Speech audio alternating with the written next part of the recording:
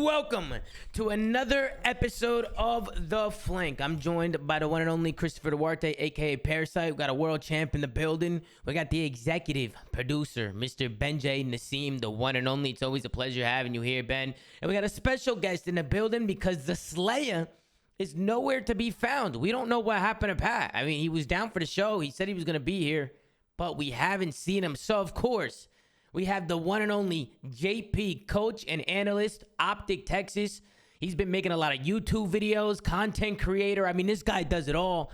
JP, what's going on, brother? How you doing, bro? Pretty good, yeah. Just trying to keep myself busy over this off season. It's taking way too long. Yeah, no, I've been tuning into the videos and stuff. I like that you've been grinding the content game. That's fire. I feel like we need more of that. I appreciate that. So definitely make sure to go check out JP. Thank you so much for hopping on, JP. And sorry if I get some voice. I'm losing my voice a little bit today. I've been screaming at Ben and FIFA all day. But today we're going to be talking about the beta, man. We're going to be talking about the fucking beta. Obviously, there's been a lot of...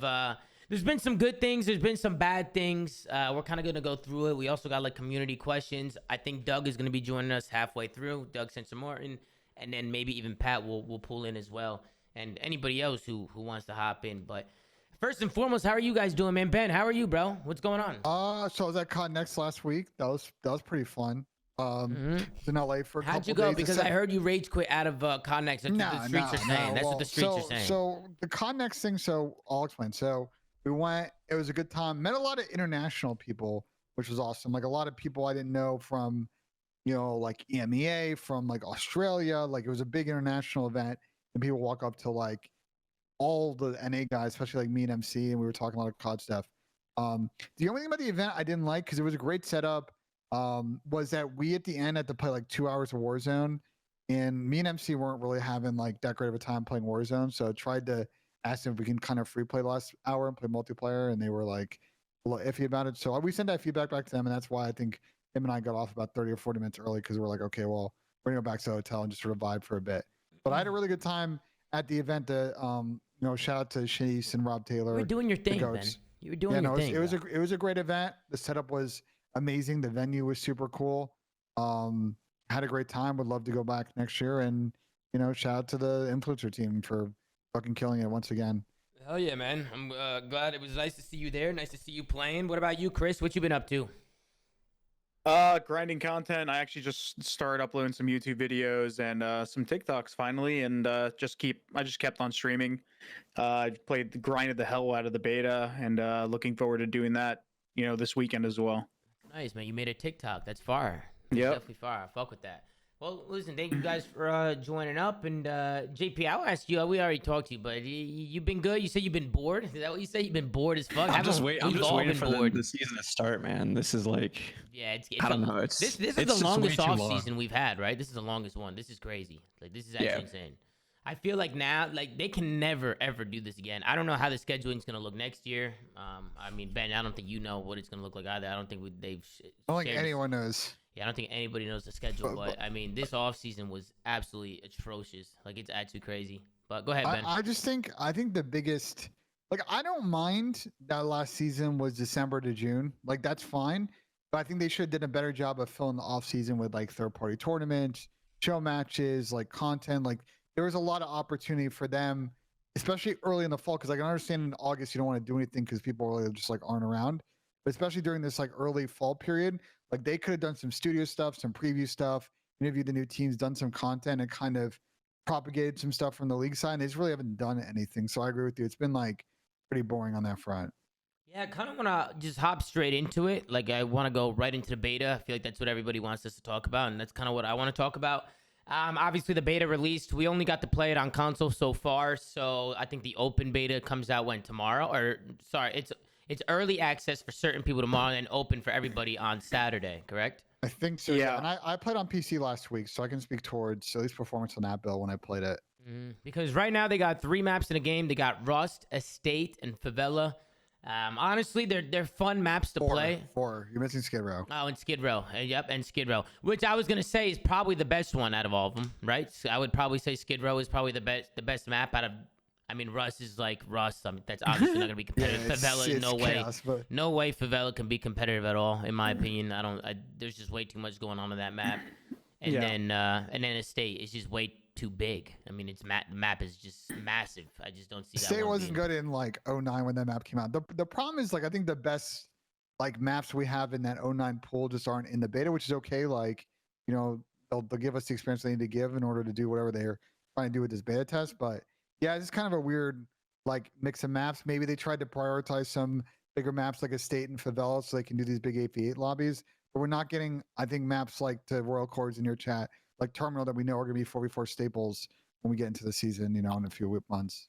I think we're getting high rise tomorrow, actually. Yeah, true. Yeah, we are. That'll be a good one. High rise would be fun to play. We played that. I played that last week when we were at COD Next. It was pretty fun. Like it feels a lot like High Rise at past. I didn't try any crane shots or anything like that. But I know we're getting High Rise, and it's it's a good map, but just playing the beta and how quick the movement is, and they're even improving the movement potentially. I don't think High Rise in specific is probably going to be a competitive map, at least for Hardpoint. And that's, I think, my biggest worry is going into this year is the Hardpoint map pool. And it's only for Hardpoint for me because Control is very similar to Demolition, and I wouldn't doubt if the control points are very similar to where the Demolition bomb sites were. So we kind of already know how those maps would play. Demolition had pretty much set spawns as well, to the point where you're pretty much spawning in like two places, and then Control would probably be the same. But and S&D also played really well back in the old days of competitive Call of Duty. So I'm not worried about those maps. I'm not worried about that. My worry is with Hardpoint, because I think the maps are really small. Like the actual good ones are kind of small, and there's not really enough space to fill spawns. I don't know what you guys think about it, but that's just my take on it, at least. I think we're gonna have to use one of those bigger maps for sure. Yeah, I was talking to I had this conversation, JP and Chris, with it was like me, MC, I think it was Shotzi and Ackerson. We were at the event, and it's like we are probably going to be in a situation where there's probably 2 or 3 like kind of obvious choices for Hardpoint, but that 4th and usually 5th map in the map pool might be like a little funky to start the year, and we're gonna have to probably try out a lot of maps and see which can feel in the back end of that pool, because there's no like obvious 5 that exists out there. There's a couple that are really good, like I would expect someone to be solid, for example, but like, you know, I don't scrapyard Hardpoint, like I don't know. That seems like the next Bocage for me. So, like, we'll have to see how it plays. That brings me to another conversation here, because if you guys have paid attention to any of the leaks, they're pretty much doing themed like seasons, at least, or at least one of them is a themed season where there's potentially advanced warfare weapons and like maybe like remade maps coming in on top of like brand new maps that they're also going to be making and adding. And I think this year is probably the best time, with obviously if some of the maps are viable, for us to bring in at least, in my opinion, I think they should bring in at least one map or at least one map per mode change every season, unless the map pool is just perfect and none of the other maps are viable. Because I think Call of Duty has this weird tendency to not change at all throughout a year, and at least for people that play the game that like aren't like the actual pros, I can attest that it kind of gets boring, and it's sometimes watching it might get a little boring. I that's how at least I feel. And I think to keep more people interested surrounding competitive Call of Duty and to keep the game fresh, I think there needs to be changes every single stage, to maybe adding at least one map, like just one map. It doesn't even have to be one map per mode. It could be one singular map. You want them to design this map, Chris? You want them to design this like during the season, or bring back an older map? I'm saying like they're going to be adding a ton of maps. So like if there is a good map that can be played, well, just bring it in. Just have a vote. Yeah. Pick one of the worst maps and just get it out, and then bring in a new one, and just have it for a stage, and then do it again if you'd like. It doesn't really matter. My thing is I want the scene to get away from this whole thing where it doesn't change for an entire year. Even when it comes down to weapons, yes, certain weapons become overpowered or whatever. But if they actually make a solid, attempt to balance weapons, why not even potentially change metas like per season? Why not? Obviously, as long as this is balanced, why the hell not? I feel like.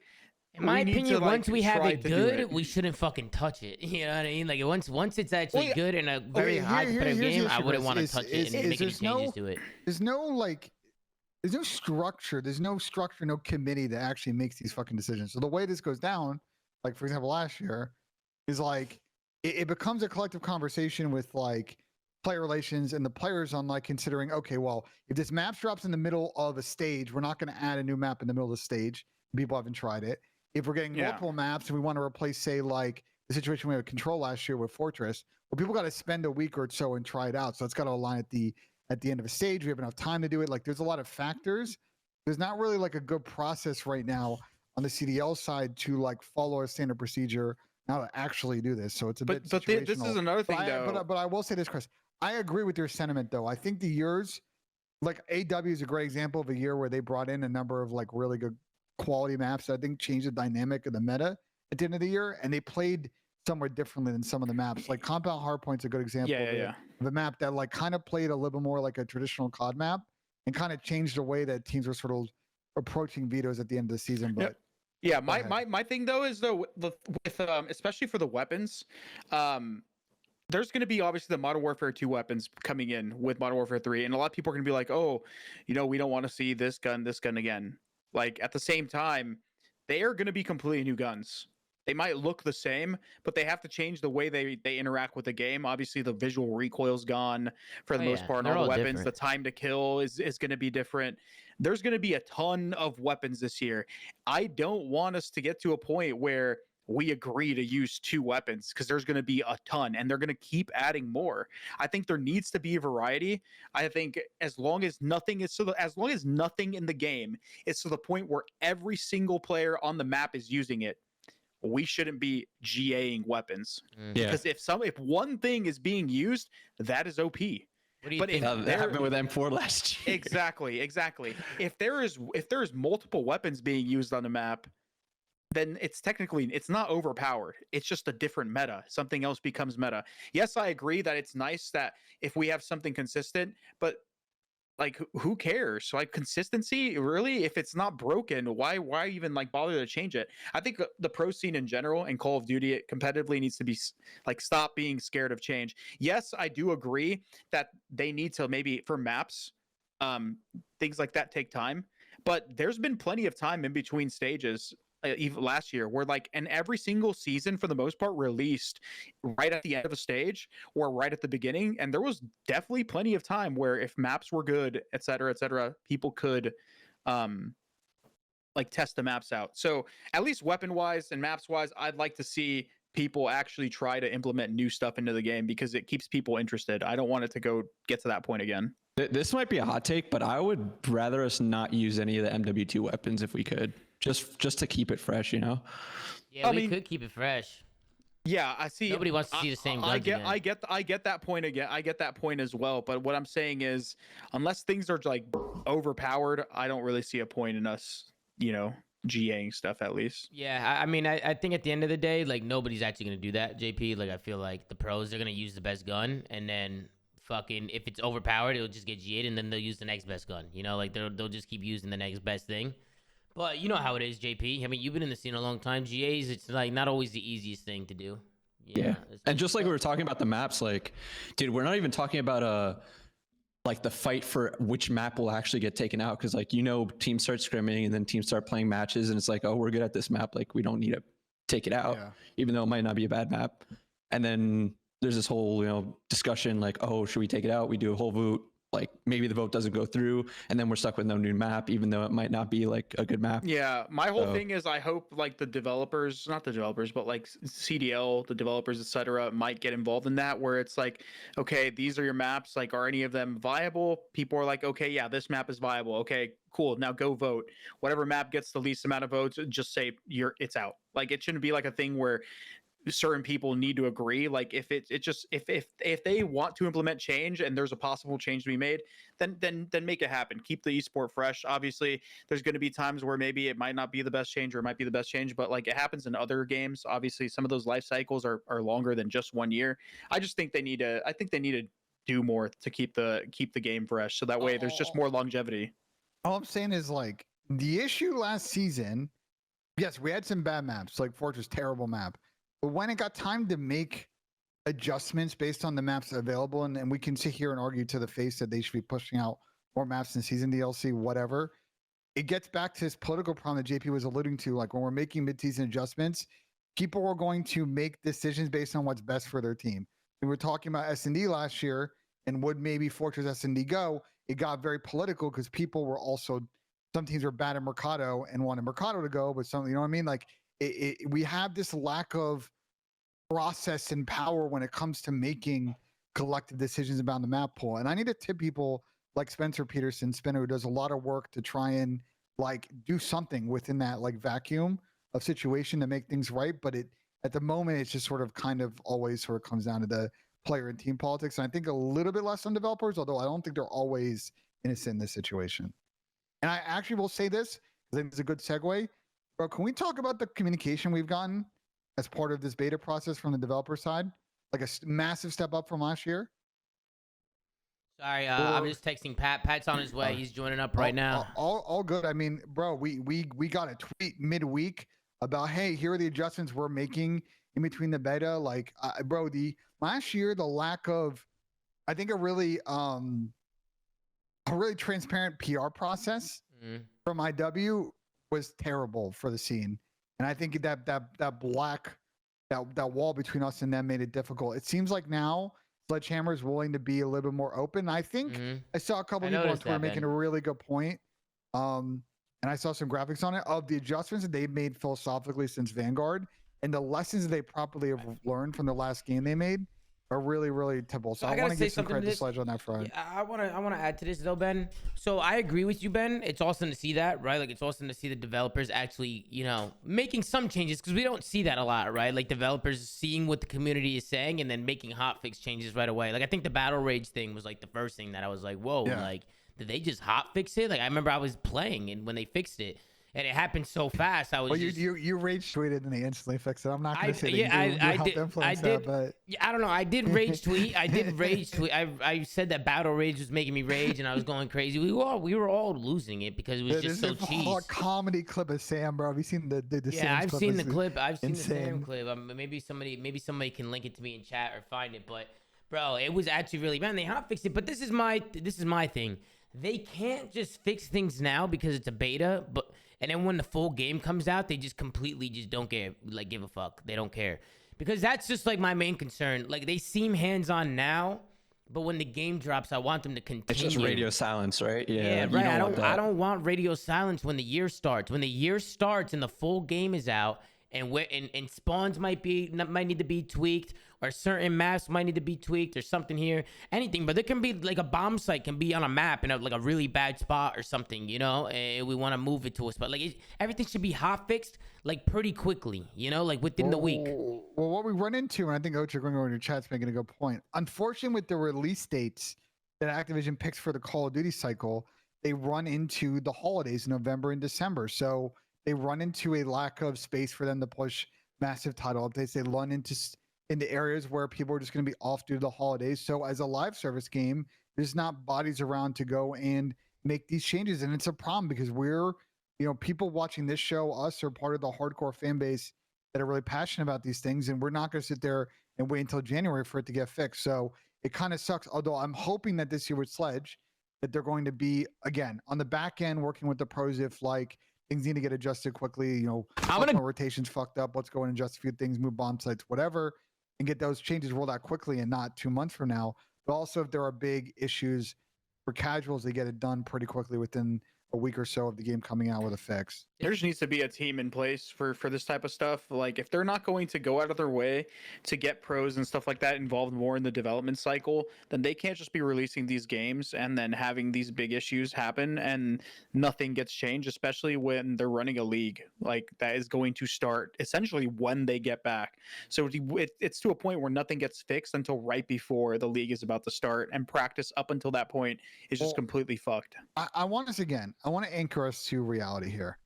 Right, we're competitive COD fans, but we're a fraction of the player base, and candidly, for Action, a complete fraction of the revenue that they make, if any, from CDL. Like, you just gotta, like, there's a priority issue here, and that's a challenge for Daniel Sai and the Call of Duty esports team of like trying to fight for what's right for the community on their end, amongst all the other priorities that, you know, sort of the other side of Call of Duty deals with. But I agree with you, like, this is sort of the problem of like, you know, if we have a season like last year where we're having matches happen, you know, the week after Thanksgiving, online matches, like things need to get in order very quickly. The maps has to line up.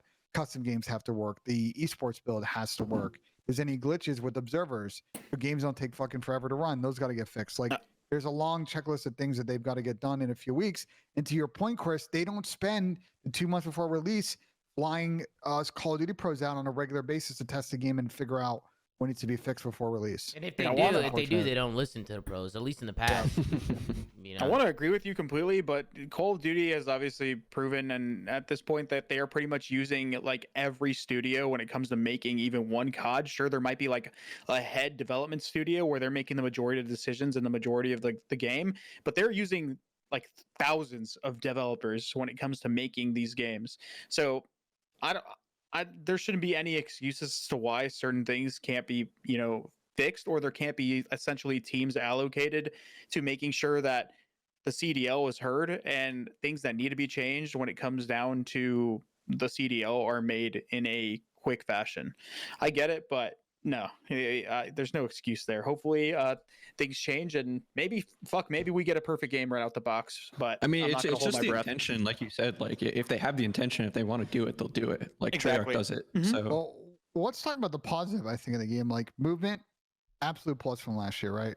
It's a plus, but it's not good yet. Yes, it's not perfect. So I do like it though.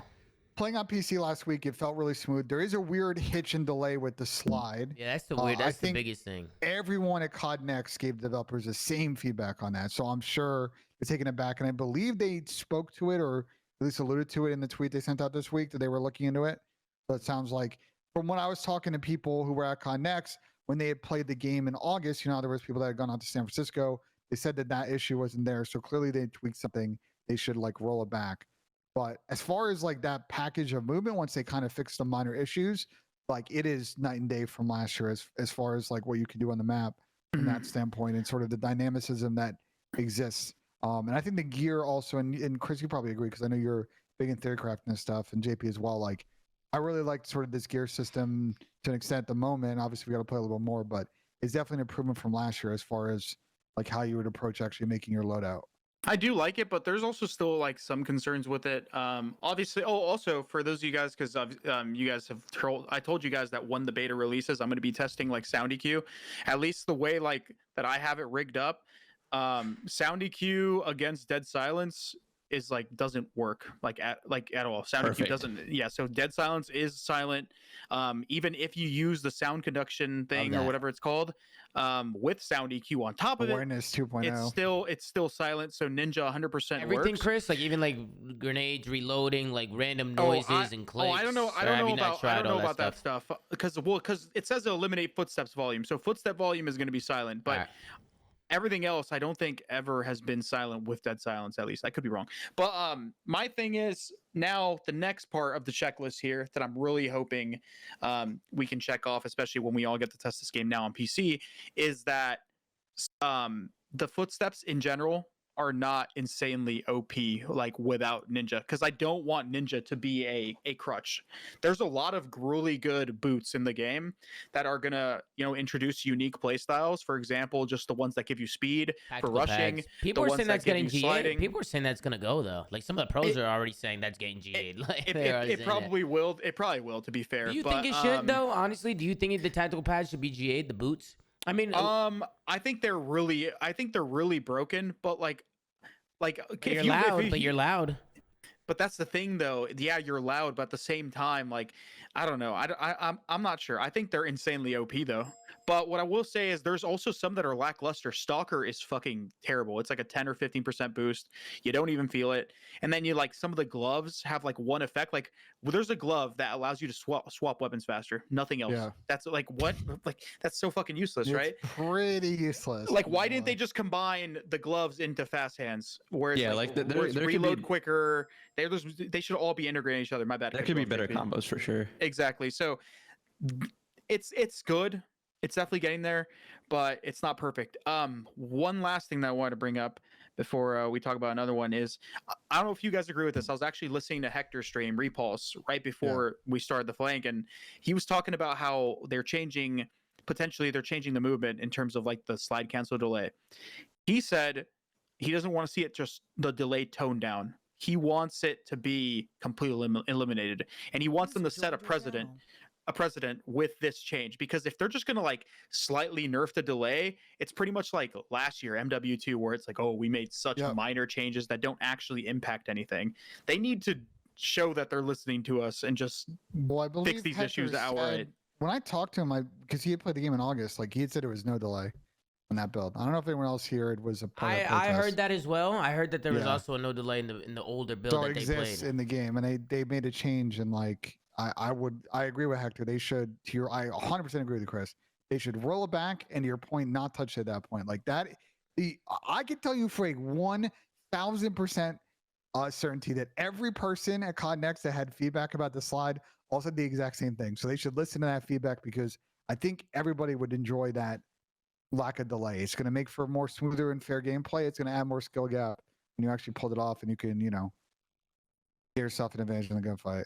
Yeah, I mean, we'll see. Honestly, we'll see what happens with that stuff. We got Pat joining us on the show. What's going on, Pat? What's happening? Good, Tom. My bad for being late. I know. I saw your text. You don't gotta worry about it. You're good. Yeah. It's awesome. yeah. It's nice to have you here, Pat. Welcome to the show, man. Welcome to the show. How you doing, Hope I bro? didn't You miss doing too all right? much. Nah, we started like 30 minutes ago, so we've been chit chatting about the. Sorry, I'm just trying to get my webcam up real quick. We've just been chit chatting about the new game. We've been talking about the maps a little bit. Been talking about the movement. There's obviously I don't know if you play. Have you played it at all, Pat? Have you played the game? I didn't get to play the PS5 one. No, I was gonna play the PC one this weekend. Okay, so I don't know if anybody has told you, but the movement's a little delayed. Like the slide, it's kind of hard to slide initially. Like when you hit the slide button, there's like a little delay to it, so it doesn't happen right away. You know what I mean? I thought I saw people saying there was a delay after. Is there a delay before too? It's a delay before, yeah. So before you even it's a delay slide. after for shooting. I think. It's a delay after you shoot. Wait, there's a delay. There's a delay before, and I went and I tested this on MW2, and it's there too. We just don't notice it because most people play on like hold to slide because the dive is better. But I think the reason that's even in the game is so people don't just like instantly slide when they get into engagement, right? It's like there's a small delay, so it's not like people just like that's like their instant first reaction, and it kind of nerfs it. But I think the most important one is definitely the one at the end, because you just don't sprint. Yeah, you can't sprint, but I don't know. I feel like sometimes when you're in mixy situations and you get one kill and you're trying to slide out of it fast, like trying to get out of there quick, that delay will kill you sometimes. You know what I mean? Like, yeah. It'll fuck you over, especially for like players who like to get in the mix and they're so quick with their movements. It's gonna hinder them a little bit, unless they fix it, of course. Which are we on the same page here that they probably will fix that? I think I read something that they're looking into that. I think they tweeted about. I'm pulling up Sledgehammer's tweets right now. What I don't understand though is because I saw some other people saying that the visibility was better as well in the August build they played. So like it is weird that all the creators who played in August said like the slide was better, the visibility was better, but it's worse in the beta. Like Yeah, I didn't even hear that. Trying a couple of changes maybe, and they're just gonna roll them back. It seems like, which I hope is what's going on, because some of the stuff I heard from the August stuff that they changed weren't ideal. Tom, I just linked you in the DM. They did actually, as far as just to put a pin in the slide timing thing, they do mention that there's upcoming comms about that to update based on top concerns on operator visibility, which they need to bring the outlines back. People that played the game in August talked about how there were color outlines on the players. They should bring that back. Slide timing, we just talked about, and spawn selection, which we haven't talked about that yet, but the spawns in the beta are definitely interesting and not in a good way. Yeah, I was gonna ask you guys, what do you guys think about the spawns? Because I mean, granted, listen, we're playing the shittier maps. Like we're not playing like the actual maps. Like I think the only good map again is, like I said in the beginning, Skid Row is probably the only one that's playable for competitive that we've seen so far. But the spawn, like the system, which it works. Like I just feel like right now there is no system. At least based from when I'm playing, people are spawning on top of each other on some of these maps. Even some of the bigger maps, which kind of worries me a little bit, because if there's no system and every map is just random, I mean, that's not going to be good. No, Chris, it's going to be terrible. Yeah, I think it's going to be terrible. But they work on spawns, I think, on like every game. Like every single game, the spawns change drastically at some point during the life cycle of the game. Even this game used to have like squad spawns, and now it's I think the spawns in this game are pretty normal. You actually can block stuff and, rotate out, and there's a lot of split spawns that happen, but split spawns are not a bad thing. A lot of people are like, oh, split spawns. No, it's a good thing. It's about kill timing and getting to places and blocking things at appropriate times. And that's when you're not doing that, that's when split spawns occur. So I think it was like that December update or something. So it was pretty early. It's pretty early. Yeah. So it's inevitable. It's going to happen. Like I said, I think my main problem is going to be maps, because there's certain maps that are not going to have space for you to actually just get good spawns. It seems like if you play like a map like a high rise, and there you want to have good spawns, what are they going to do? Just spawn in the fucking buildings the entire time? Yeah, and you're just trapped in there. Like I was doing a video on that. It's like you literally can just hold it from any place in the fucking map. Like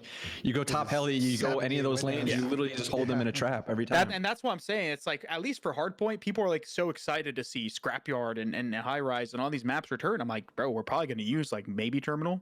Like out of like the original like GOATY map pool, which I consider a high rise, scrapyard, and terminal. That's like the goated 3 from like the original MW2. Like for hardpoint, we're gonna have to dip into like Karachi sub base. Yeah, we're gonna have to try everything. But the problem is, go ahead, Pat. I was gonna say that the reason that worked in it, because you're right, in high rise, like the team spawned in both buildings, and it's because we played CTF and demo, where like the respawns were each team had a side of the map. Like there's that was bases. It was a base. I also think what I noticed too from just watching was it seems like there was a ton of middle map spawns, and I don't really think that works on these maps. Like it works in the Modern Warfare 2 maps because they're a lot bigger and there's a lot of like rooms and buildings like that are just spread out across the maps, but like I don't feel like you can spawn in the middle of the map on Invasion or on Favela. Like that's what I was noticing. Like there was just a ton of middle spawns. What mid-map? Are you talking about like middle lane mid-map or like outer lane mid-map? Like spawning in so if you take a map, right, and you draw a line around the entire like the whole edge, like that's typically where most spawns are in a competitive COD map, right? Like around the edges. But like ever since the last few years, they started spawning more and more and more in like just the middle, and that's I think what gave the random vibe. That's that squad spawn percentage of the spawn for sure. I feel like that's kind of like they obviously took the Modern Warfare 2 map, but they it's not like they copy and pasted. They just remade the Modern Warfare 2 maps, right? But then they just like put spawn points in the map in the same way that they have put spawn locations the last few years, and I don't think that's gonna work. The best on Favela, like for example, like when we were playing on the PS5, like you get these weird, both teams spawn like one team spawns on the construction side and one spawns on like the playground side, both facing the same direction, so they all rotate back to one side of the map to square up. Favela's probably Favela. I get what you're trying to say, but I think the only map that we should be looking at the spawns, at least in terms of that nature, are probably Skid Row, because it's the most likely to be used. But like I think there's like one of the hills, I think it's in like the barber shop or something, is one of the hills, like on the other side of the tunnel. There's a spawn where you spawn in like top fire, like right in those like apartment windows. Like that should never be a spawn point. There's times where you spawn in the middle, in the tunnel, literally in the mid like bookstore. It's just insta die.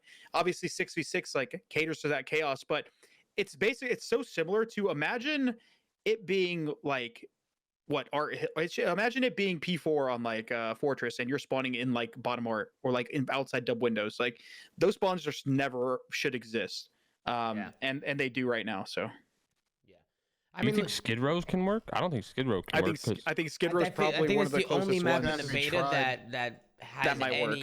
that has any way of working at all. And the problem I saw was like the points were in like the corners of the map, and there weren't back spawns to points, and that's like the one thing that always ruins certain maps, is where there's not like actual back spawns to hills. Like you can get like closer, you can get like closer spawns though, maybe. That second floor building, like that seemed like a horrible hill. That building was insane. To Pat's point, when you don't have back spawns, like you have no ability to reinforce that, like engaging our team, and like or just like contesting so everyone spawns out, and you're having like these parallels, right? Like that's what you usually see with these good maps. And then if you're just, there is no back spawn, it's just everyone's just spawning out, and fucking it's whack. It's a race, it's like a triangle race to the point, Like for the second story building, like where the fences are, like in the back by the cages, there's a hill in there, I believe, behind those fences as well. There's maybe that could be a spawn point. I don't know. Like that how many could be the points were there? There's no real room back. There's like the crates at the end, and then it's OB. Like that is so deep. Yeah, I was saying they Yes. spawn there, and then the other team would spawn like out, like tunnel, like farther away. They'd spawn like But fucking I green. think I guess you play Fortress to see where P3 is basically in a fucking spawn. yeah, there. so- I mean, okay. Here's the thing. There's one hill there that is like, yeah, I know it's the second hill. It's P2, where you guys are saying it's like, oh yeah, there's this big problem with P2 where it's like so hard to break. Okay, it's a money hill, but like as long as not every hill is like that on the map, which I don't think it is. I think the map isn't terrible. My only complaint with that hill, as long as they can get the spawns correctly, is the first hill of the game, like being in like top fire in that mid hallway. I actually proposed something about that map already. Like, I don't know if you guys played it, so you guys might even be able to like vouch for this. There shouldn't be a hill up there. I think the hill should be in the bottom middle Downstairs? bookstore. Yeah. It should be Yeah. I downstairs. don't think it'll and- matter Agreed. much. And I think top mid should be used exclusively for like flanking and like cuts. Like it should be like a power, like being up in those apartments should be exclusively like a power position. Maybe even potentially if you want to move another hill, like having it on that top AC platform, like in that open area up top, maybe could be a hill. But I don't think there should be a hill up in those apartment buildings in fire. I think that that area of the map is just fucking terrible. I'll be And honest. I just You're don't talking know about how the you one do, in like- fire. I thought you were like- talking about the other one. Maybe you. Yeah, the first you one can't is even put it P1. like on the Yeah. plat. Like if you put it in the hallway, it's just fucking nade spam through the windows and Nade from the- spam through the because- windows, and it's just a fucking mess with how the movement is nowadays, and- right? And if it's on the plat, it's just weird with all the cuts. That's what like, I'm can saying. watch You the could holes and put it shit. in. You could put it in bottom book. Have it in Yeah. bottom book. Move the initial spawns a little bit, so it's maybe like an even it's maybe like a different an even route where one team maybe gets there a little bit quicker from the playground side, but then the other team has access to like top fire and like flanks through tunnel off the rip. I like, feel like you you could got to easily chalk balance Skid it. Row, bro. I feel like Rundown would have a better success rate. Rundown's not a in bad hardpoint. shout. I didn't even Yeah. think about Rundown. I completely forgot about that map. I think to that point, Pat, like this is going to be one Might of be those too things big, again. though. There are not five. Listen, there are not five obvious or four obvious, although we should really have five hardpoint maps. Like off the rip. So everything's on the table. Like even to your point, JP of sub base. Like fuck it, let's try it. But Like, dude, is the likelihood of it working? I don't know, but like I feel we like gotta figure it out. Terminal is not gonna work as well as people think it is. I'm that'll be kind a of problem if it doesn't, because then we're yeah. down I- playing like Karachi or something. No, I feel like Invasion will probably be okay. Terminal's a little sketchy because Terminal's like sketchy, bro. That I map is don't, sketchy. dude. I just feel like you can't put good hard points anywhere on that map. Like where do you put the actual objectives? Like if is first hill can't be the hallway. Like think about where you spawn on Terminal. Basically, They'd have to one change the person- spawn or something. Yeah, like on Terminal, like the default spawns are back in security behind library. swear I and played a someone game- spawns This is outside. rundown, by the way. This is rundown right here. I swear I played a game Yeah, it's where big. That's why I think one of it the would work. hills. I swear I played a game, and I don't remember remember if this it was Infinite Warfare or something that had like a terminal in it. And I think one of the hills was Microphone underneath the hallway, like so like Microphone activated. what's that building called in the center of the map? Like it's the little building that leads out to the platform into the hallway. Anyways, like Red? I don't know, red. Yeah, red. It was like red. It was like outside red onto the left, like right on the bottom underneath the hallway. I think was one of the hills. Yeah, but where's the starting hill? Like I feel like don't Terminal, remember. I feel like Terminal can't have a starting hill. Well, What what is if it? you flip? What if you flip the spawns? This is a crazy idea. What if you split spawns 90 degrees? But then it becomes weird for all the other hills. I don't know. I think terminals. I think Then the terminal will map is- probably. I think And the map's terminal. weird because everybody's just squaring I up the think- fucking I middle think hallway, but terminal you're will- I think spawning right there. I think terminal will work. It's might just we'll have to see where the hills people are in the from the chat break said and move 'em. library is the first hill on COD Mobile, but like, bro, one team spawns behind library. Like that's the starting spawn. Yeah, but you Yeah. get pop delay though. Isn't like when you One get, team like, spawns probably way move the- outside, and one team spawns behind book Well, and Ben, security. But ben you also can move brings it up to- a point. There's a yeah. pop delay. It doesn't pop Yeah. right away. So like the teams have like But even it if you get wouldn't there first matter. initially, like And you that's can- you that's like can the most you can egregious rotate good it. side I've ever seen. You can I rotate think it, I like, think yeah, you 45 rotate degrees it though. like he's saying where it's at. What was it, the jewelry store or whatever? Yeah, like And maybe spawn burger there and instead. jewelry, like or like Or I not mean, burger, like, but like where that you like get where my the point, elevators though. You're were. rotating it not 90, but you're going halfway Escalator. between, so you're diagonal to the library, and like that way you can't just square up. One team doesn't just slide in there. Team's just trying to like I don't know, hop on the boxes and chow with a sniper or some bullshit like pre-snipe type deal. But I agree with you. Like terminal, if you think about it contextually as a map, I'm very curious how you make 5 hard points work with just weird kind of spawns on that map. And we don't even know. Apparently, we don't even know yet for playing control or CTF. I don't know. I don't know if there was a Oh, on the broadcast, because I saw this class, I didn't hear it in real time. They alluded to control being the third game mode, and I know JP, you put out a video about your thoughts on CTF. Oh, I mean, that was just like a troll video. I think we'll be like, honestly, like I don't care for control, but like Chris was saying, like we already played demo on that, so at least we have a structure to it because we could place the control points where the demo bomb sites were, but like we can't play Scrapyard. Imagine playing Scrapyard control, like everyone's going 75 and 75. Like they're too small. It's too small. Wouldn't even work. And they'd just be spawning everywhere, and it'd be so hard to actually get points. People would have to set up some crazy traps. CTF has worked in the past. It's just, again, what spawns are we getting? Are we even getting the old MW spawns? Is it even in the game? Yeah, I don't even. Like, that's what I'm. It has to be in the game. There's no way they didn't bring CTF back. There's no fucking way. Because realistically, bro, if they bring it back, the pros can get CTF in there if they wanted CTF. Could they not? Say CTF was in the game, and if it was in the game, I think there could at least be a vote or something. Yeah, 100%. If control was terrible, the league has shown in the past that like if the mode is completely unplayable and there's a viable alternative, like I think they would pull the trigger. But like again with CTF, we got to get in that window that makes that game mode go to right. We got to get the right spawns. Got to get the right spawn delay if we need it, like so you can get, that risk. You guys are saying replace CTF with or replace control, but like, dude, I'm actually worried that hardpoint is not going to feel good two times in a series. Like, well, here's the thing though. Unless they get do one hard point pad and do control and I feel like CTF, if there's CTF, both of them. you might want. That's never gonna happen again. Bro, what if hardpoint is just awful? Like, unless they fuck CTF up the control or hardpoint S&D control. Unless they fuck up the spawns, CTF I don't think that's ever going to be an issue. Just because the premise of the game mode just carries it so far because it's just a good game mode to watch. It's good. Yeah, it's entertaining. I think Chris is right. Unless the spawns are. Unless my bad, Ben. Let me just finish. But as long as the spawns and the hills aren't completely garbage, I think we'll make do. But on top of that, we're also, like I said before, we are getting maps. I think before the season starts. Season 1 will begin before I think the league starts, like officially. So we'll immediately probably have maps to choose from to replace the bottom end of whatever the hell you've been scrimming from. Yeah, like, but off the rip. Keep in mind, the last 4 years, there's been like one DLC map that got added. Yeah, that's where I was going down. Like, we just got to accept that we may have a 5 hardpoint or 4 hardpoint map pool, which is one map is just like extremely fucking mid to like not great, and it's not really going to get played. And that's just kind of how it's been the last couple of years until we get more maps in the pool, right? Think about like Cold War until we got like Raid in.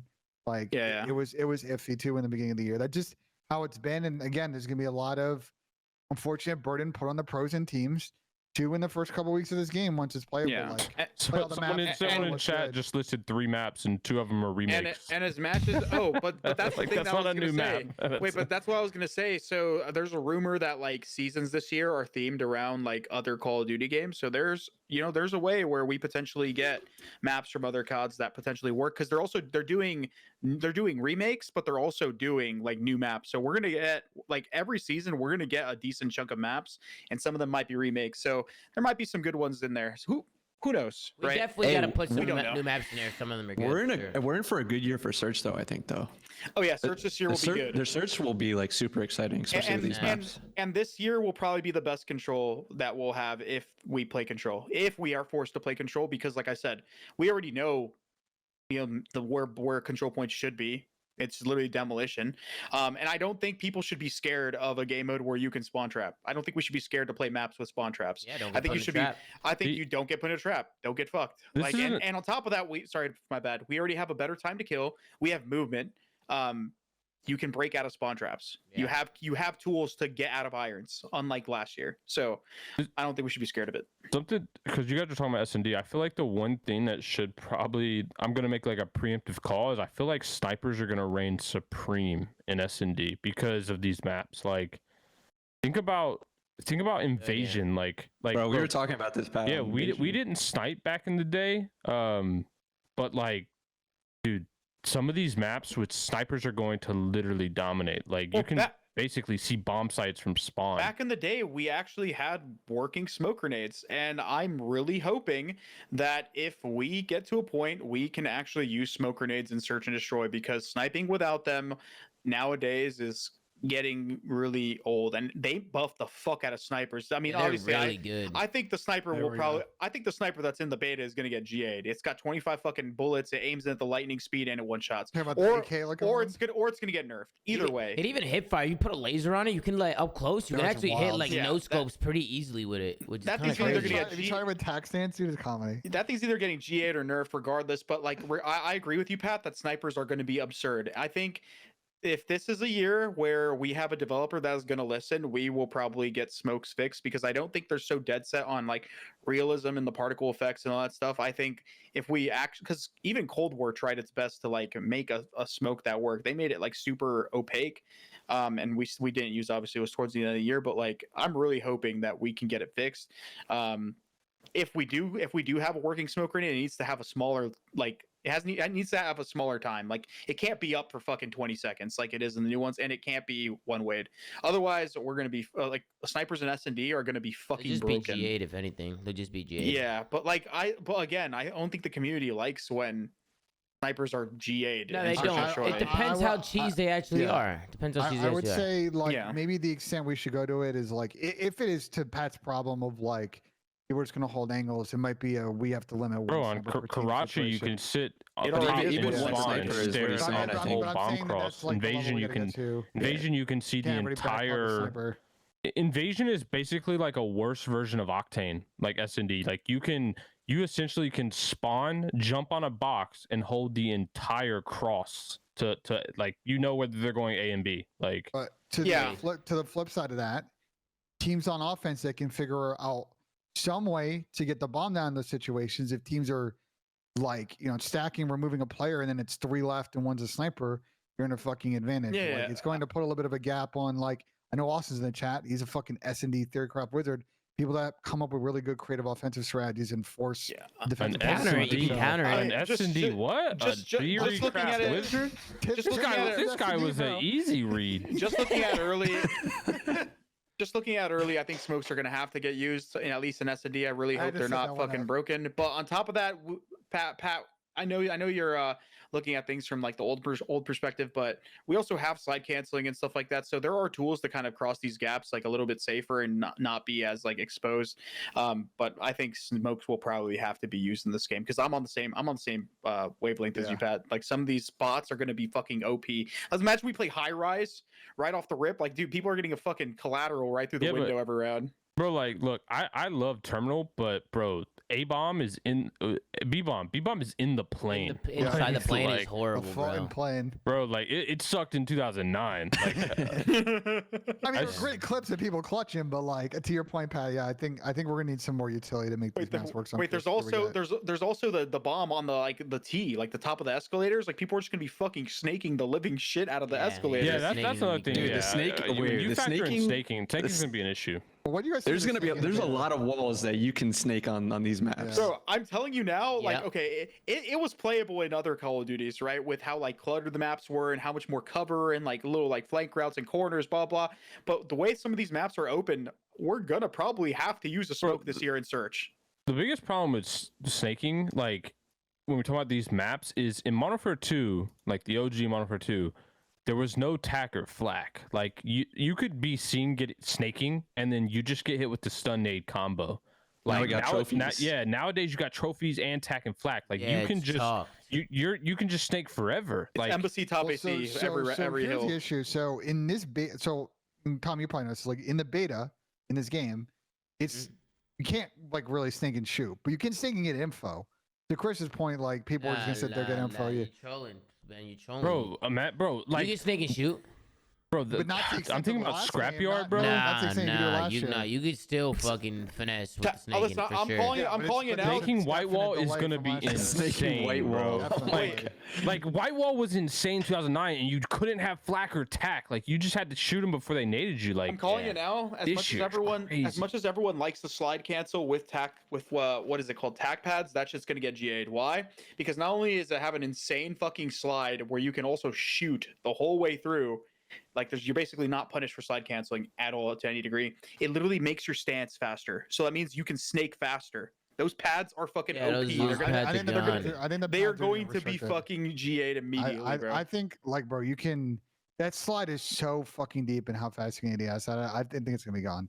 Yeah, for sure. I agree. Yeah. I agree. I've But already the heard game will pros play- talking about it like it's gonna be gone. Oh, yeah, and it's not one of those like pros are just complaining because one of them got shit on by like fucking Shotzi in a scrim type deal. I think the game will play way better if you remove it. Let's go to the official GA commissioner, Austin Littlecoat in the chat, aka Thanos.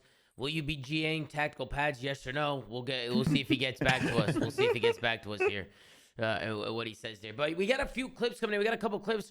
Ben, you actually linked me one from Jack. He said, I don't even know what that is. Yeah. Thanos, you don't even know what that is? You better you'll start find out studying. tomorrow. Wait, You'll Find out, brother. You'll find out. tomorrow, my guy. Wait, you know what's hilarious? I think I was playing the beta on like Saturday or like the second to last day or the last day of the beta, and Austin comes in my chat and he was watching it, and he was asking questions like, "Did you watch the game? Have you played it?" And he's like, "No, I haven't touched it for like ever." I'm like, or like since the build or something like that. I was like, "Wait, what? You haven't been watching?" Or like, your teammate did a 24-hour. Yo, let's tune into some of these clips. Ben, you linked me this clip of Jack of Courage. You guys all know Mr. Jack Courage Dunlop, the one and only. He's a legend to the Call of Duty scene, one of the best casters to ever do it. Yeah. One of the best. Let's tune in and see what he had to say. I feel like the whole Call of Duty community just felt incredibly disrespected. How many things did they have to revert from last year? Perk packages, red dots on a minimap. Oh my God, don't even get me started on unlocking attachments for your guns, bro. Holy crap. I needed a goddamn PhD. Remember that shit? Yeah. Get this gun to level 16 to get this attachment so you can use it on this gun over here to get this gun. So The whole UI. Add the whole UI to the list. When you think about the fact that the entire Modern Warfare 3 marketing is around features that should have never been removed, is the marketing for this game. Like, you know that there's executives at Call of Duty that are just so pissed off that they're having to market this game as Modern Warfare 3 and not Modern Warfare 2 2022. Because it's just 16 MW2 maps. You know, the gameplay is just better. I literally was in a room and said, what are we doing? I was so mad that all this feedback I know was given by creators of Call of Duty Next, I know I had my own meetings, and none of it was acted on. None of it.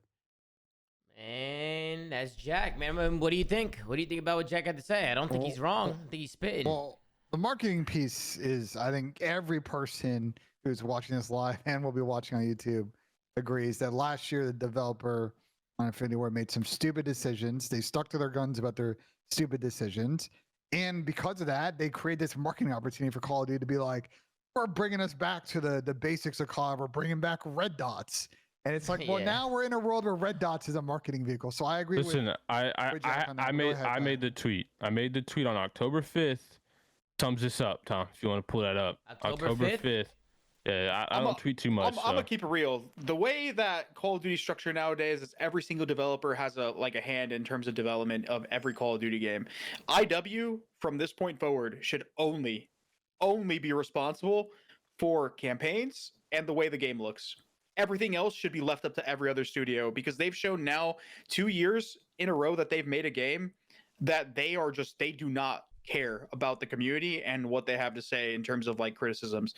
They make very minor fucking changes, if changes at all. They do them too late. They're just so bent in their fucking ways. They ruin the experience for literally everyone. The worst part of it was changes that no one asked for. Who ever asked for red dots to be taken out of the minimap? Completely. No, not even an option. Not even casual. I've never heard someone wanting red dots out. No, but like Florida with the year before, bro. I don't know who in the world of Activision development cycles, like what data they have that's telling them that fucking taking red dots out is gonna be an enjoyable experience for everybody involved. That wasn't even the worst part. Do you not remember the tweet? They want people to seek out the origin of gunfights. What the fuck does that even mean? Do you guys not remember that when they like? That was their community response message to the community after the community was like mad that there was no red dots. They were like, we want players to seek out the origin of gunfights, not run directly to a red dot on a minimap. I get it. Listen, they can have their reasons for doing so, but no one wants those reasons to be a thing. They want the game to be played the way they want it to. They don't care about how the community wants to play their game. I just think the executive team at Infinity Ward just is very military sim inspired, and I think that's why you saw the direction of their tide tools go that way. They obviously pushed far away from an arena shooter, and they just wanted to make a mil sim. That's what I'm saying, though. They should be. Is there Is there really a market for like those milsim shooters in the Call of Duty world? Well, Yes, think they about what I should- just said. They didn't really. I don't think they were going off data points or anything like that. I think it's just genuinely the executive team had a design, direction. And listen, like from what I've heard about how this works in a lot of game development studios, like if there is the executive team at a studio wants something to be that way, that's just going to be the way it's going to be. Like I think I don't know if you guys saw, there was a VFX artist that used to work at Infinity Ward who was like he was responding to like backlash to the Infinity Ward studio. He was like we just didn't have a choice. Like we had to do what we were told. You know what I mean? Like Yeah. that I just feel like is. But yeah, their directors want how the it game made a works. certain way. But that's what I'm saying though. Like, and we can't shit on IW completely because, like I said, I think they do some things good. They do make a good sim. What is it called? Milsim experience. I think a lot of people like DMZ, and some people are kind of You sad think that it's people not going like to be. DMZ? That's Yeah, like the people do. lowest Some people population actually There's a do though. community for Yeah, it. they like ever. it. Some people There's like it. there's a community. There's a community for it, and on top of There that, the campaigns and stuff like that, the way the game looks is always really good whenever it comes to IW game.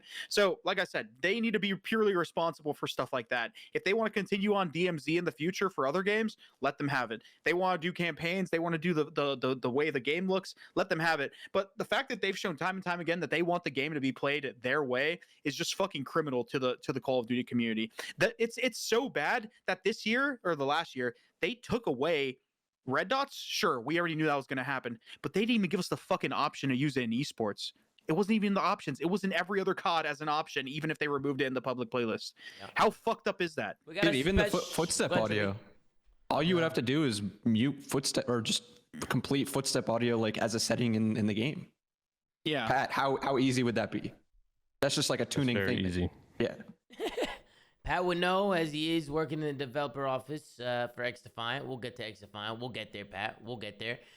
Special guest in the building goes by the name of Doug Censor Martin. Doug, what's going on, bro? What's up, guys? It's a pleasure to be in your company. How How you you guys doing, all doing Doug? tonight? Good, I got man, some good. goats up in here right now. Straight up, everyone I'm looking at is a goat, bro, Hey, in their man. field. Let's go, guys. Good. We Yeah. got some good vibes I coming out don't of think I'm a Doug right goat, now. but Let's I get it, appreciate Doug. that, gas, Doug. No, I mean, you're in the company, man, so you become what you're around, Ben. You know how it Hey, goes. It's a I like fancy way to that. call me a suit, but I appreciate it, Doug. Thank you. Nah, bro, nah, you good. You What's good. happening, man. Doug? How you doing? How you like the beta? You play it at all, or you just been watching it? Because I know it's been Nah, on console. I've just been watching it because it's on console, but I'm really excited to play it tomorrow. I'm still waiting. I redeemed the code like 2 days ago, and I haven't gotten the email yet, and I checked my spam, so I'm really excited because I really want to play it. Go online and see. It should be on the. I think if you actually go and sign in and go back to that screen, it should have the. Brother that Doug, code. pre-order the game, you just get access to it. Like, what the fuck? You're gonna play the game, buy it. No, I've been really busy, Nah, but bro, I did like an those update people- today. Would that be the update? Was that like the beta if you already launched it on the Redeem Call of Duty thing or whatever? No, I think it just changed it. No, on screen on the regular Call of Duty If app. so, Switch. okay, so I'll give you guys this chat for any of you guys that are already have the game pre-ordered, or you can go to the in the PC on at least on BattleNet, you can go to modify installs, and then you'll see the Modern Warfare 3 beta as one of the like check marks, and you just check mark it and then update the game, and you'll have it preloaded if you guys already pre-ordered the game. As far as codes, I don't know how that works, but if you've already pre-ordered the game, go do that, and you will get it pre-ordered Just to explain what Chris or is saying, pre-downloaded. Dave, if you've noticed this year, like the main game is called Call of Duty, like that's Warzone, everything. Like they're trying to funnel everybody into playing through one app. So by default, I think that should be up. So if you got a big like 120 gigabyte update this week, it was probably the beta being installed, and when you launch it, you should see like you'll be good to go if you just go to the regular Call of Duty app. It's not going to show up as a separate game on BattleNet. So far from what you've seen, though, I'm sure you watched it a little bit. No, Doug, have you actually like watched some gameplay and shit? Have you tuned into anybody playing or no? Yeah, I was watching some of Snoopy, some of Pentagram, and I mean, we know these maps so well, man. Like, we don't got to play these maps all over. It's really like about getting a feel, especially Skid Row and Estate. I mean, how many of us want to play that? I think High Rise and the new maps they're adding are going to be a lot of fun tomorrow, but the fact that they listen to the community, and I think I'm probably just going to repeat a lot of things others said, they really, in the beta at least, and everything that Sledgehammer's been saying, they're doing everything for the fans this year, and that's what we should have. And I heard you guys talking a little bit earlier about red dots and dead silence and how easy it would be to add them to the game. Like, it drives me insane, and I'm sure it drives you guys insane too, when you got this big league with all these big personalities and all these really talented people in so many different fields, and there's so much opportunity, and all they need to do is spend, Pat, how much time would it take to put Dead Silence 100% in to private match lobbies? How much time would that actually take for you to do if you were one of the devs for COD? I mean, I wouldn't do it, but it's 2 tasks. It's one for the UI team to put the setting in the menu, and one for the audio team to make it mute if that setting is yes. So it's not going to take long at all then, right? Like this is my thing, man. Like we all understand, you know, if you want to be successful in life, you got to put effort in. And I'm not trying to say that these devs don't put effort into this game, but we have really credible people. I mean, this panel alone of all these people I'm looking at on the screen, every single one of you guys are super credible when it comes to Call of Duty and esports specifically. So like we have too many credible people. How come not a single person, I don't care who it is, just can we have one person that can just tell these people what to do and they can just have an open line of communication?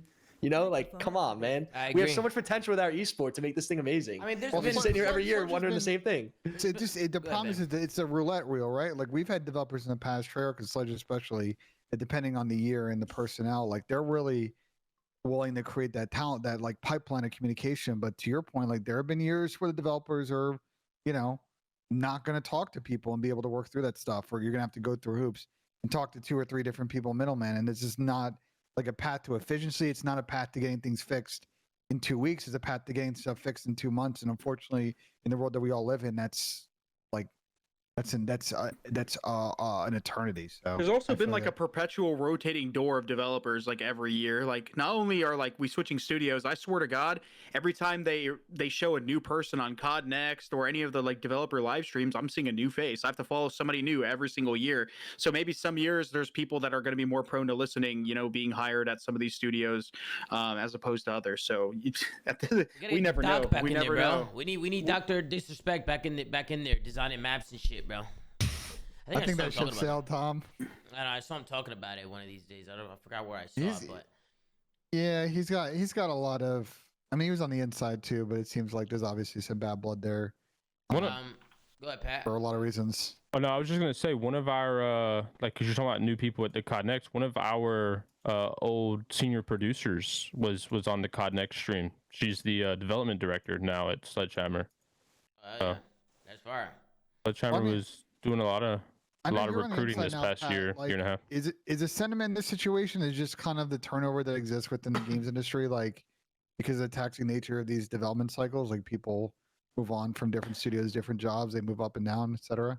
Yeah, I think there's a lot of turnover in general in game development from what I've seen, like at all studios. Like, you know, I mean, job offers come to everybody in all, you know, facets of game development, and obviously people make decisions best for themselves to you know, whether they want to advance their career somewhere else or not. So I think there's turnover. Like people go studio to studio, game to game, right? Like and make choices to advance their career. So I think that's just a commonality across the board. We got a clip coming in here from Ninja. This actually caused like a lot of I won't say controversy, but a lot of people were talking about it. Let's first tune in and see what Ninja had to say, and then we'll give our thoughts. Let's see. I'm gonna go out on a limb and say that the new COD is gonna be riddled with glitches and cheaters when it launches, and it'll take them months to even fix one issue. But guess what?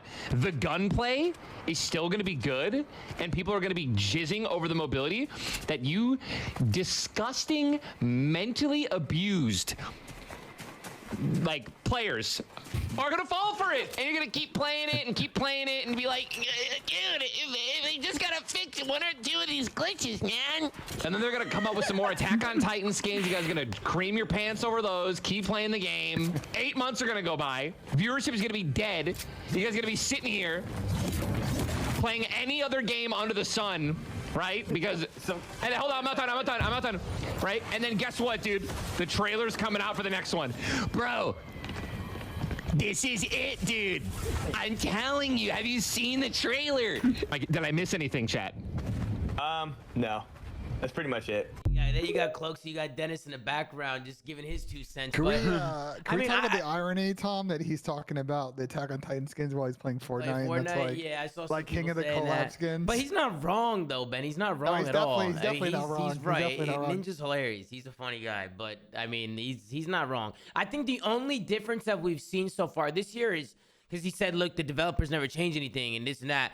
I mean, at least this year we're seeing some changes instantly, like some hot fixes and stuff. Obviously, we talked about this in the beginning. We just want to see that throughout the whole year, and we'll see if they ghost us again. But yeah, I think that's one positive outlook to look so far. I'm praying that this is just a change in the gaming industry. I know obviously this might be cope, but this is just something that's been an issue in gaming for a very long time, especially I think since COVID and maybe even before COVID. If you guys just follow games in general, there's been a big just unhappiness when it comes to consumers. I think consumers in general, when it comes to games and all these hyped up releases, have had high expectations when it comes to like marketing and all these things that are told about video games, and then the games release and they're riddled with bugs or they're unplayable. And I think this is something that stems farther than Call of Duty. And I feel like some of these issues may potentially start to get fixed as time goes on, because I think some of these game developers are kind of really listening that, these consumers actually give a fuck and they're not going to stand for basically just playing these broken ass titles. Like it's happened with games like Cyberpunk when they first released. It's happened with a lot of games. So I'm really hoping that maybe we're at a turning point when it comes to the video game industry where people aren't going to just sit there and take essentially getting products that they pay for and just not getting the support that I think the cheating I'll is believe it when I concerning see as it, well. though. I'll believe it when I see it. I'm hoping so. And I think one of those games that kind of changed that sort of outlook and is probably, what is that game? Baldur's Gate 3. It's like one of the best games like made recently. Everyone fucking hyped it up and it's like, oh my god, this is a really good game for once. Something's not broken, blah blah.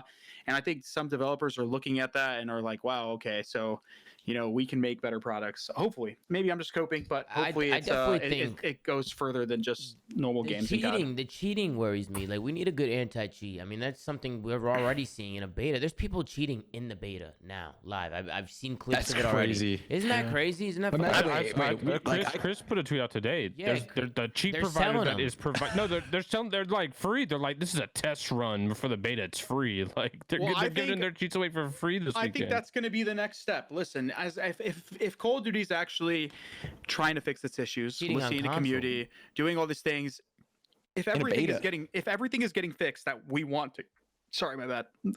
But if everything is getting fixed that we want to get fixed, that's going to be the next step, right? If the game's perfect, gameplay's perfect, everything is getting fixed that needs to be fixed, that's going to be the next step. So hopefully they finally start looking into it, because that is the next big problem. I mean, Doug, you've been looking for cheaters, huh? I mean, that's been your #1 goal this last month, I feel like, is finding those ranked play cheaters. How's that journey been, Doug? How's it been?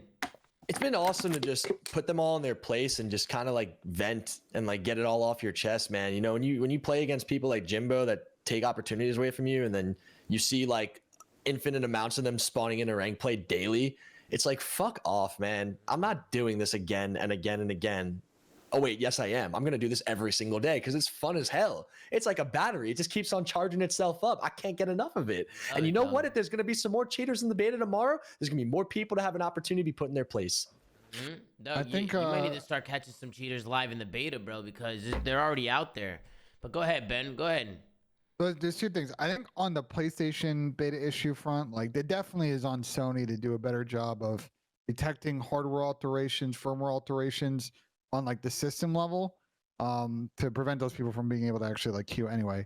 On the PC cheating front, I think it was a miscalculation on Activision's side, especially once they started to move towards an era where people are playing more and more games on Bound on the PC, to not really developing a really quality anti-cheat. I don't think Ricochet is on the level of what we've seen with, VAC, the products that Riot has at the kernel level. And so like they're playing massive catch up now. And I don't even know how many years it's going to take them to get to a level where they have a really good quality product. Wait, but those games, I'm willing to bet that those games have actual like people in play to like directly handle stuff like that. So if there is a cheater that is encountered that is not immediately dealt with by the anti-cheat, they probably have people where you can like give them like, oh, this guy's cheating, here's proof, and they're gone.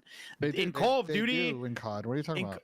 No, they fucking do not. What do you think? What do you think the Spec Ops team does? Is literally what they do. Brother, Roblox Pro 69 has been cheating since the beginning of the fucking ranked leaderboards.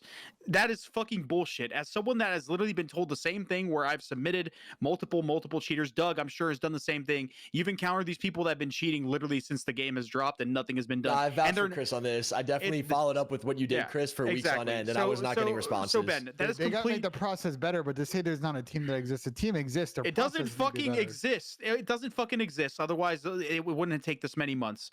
Like, to say it's there is fucking bullshit. It's literally just people in play to tell you it's getting handled just so that you shut the fuck up. I promise you. Bro, I don't know where I yeah, saw pretty this. much. That's literally exactly what it is, Chris. It's exactly what it is. I literally did it every day. Like, I think it was a tweet that went a little viral. Someone said like, cheating in video games, like it needs to be a criminal offense that you can go to jail for.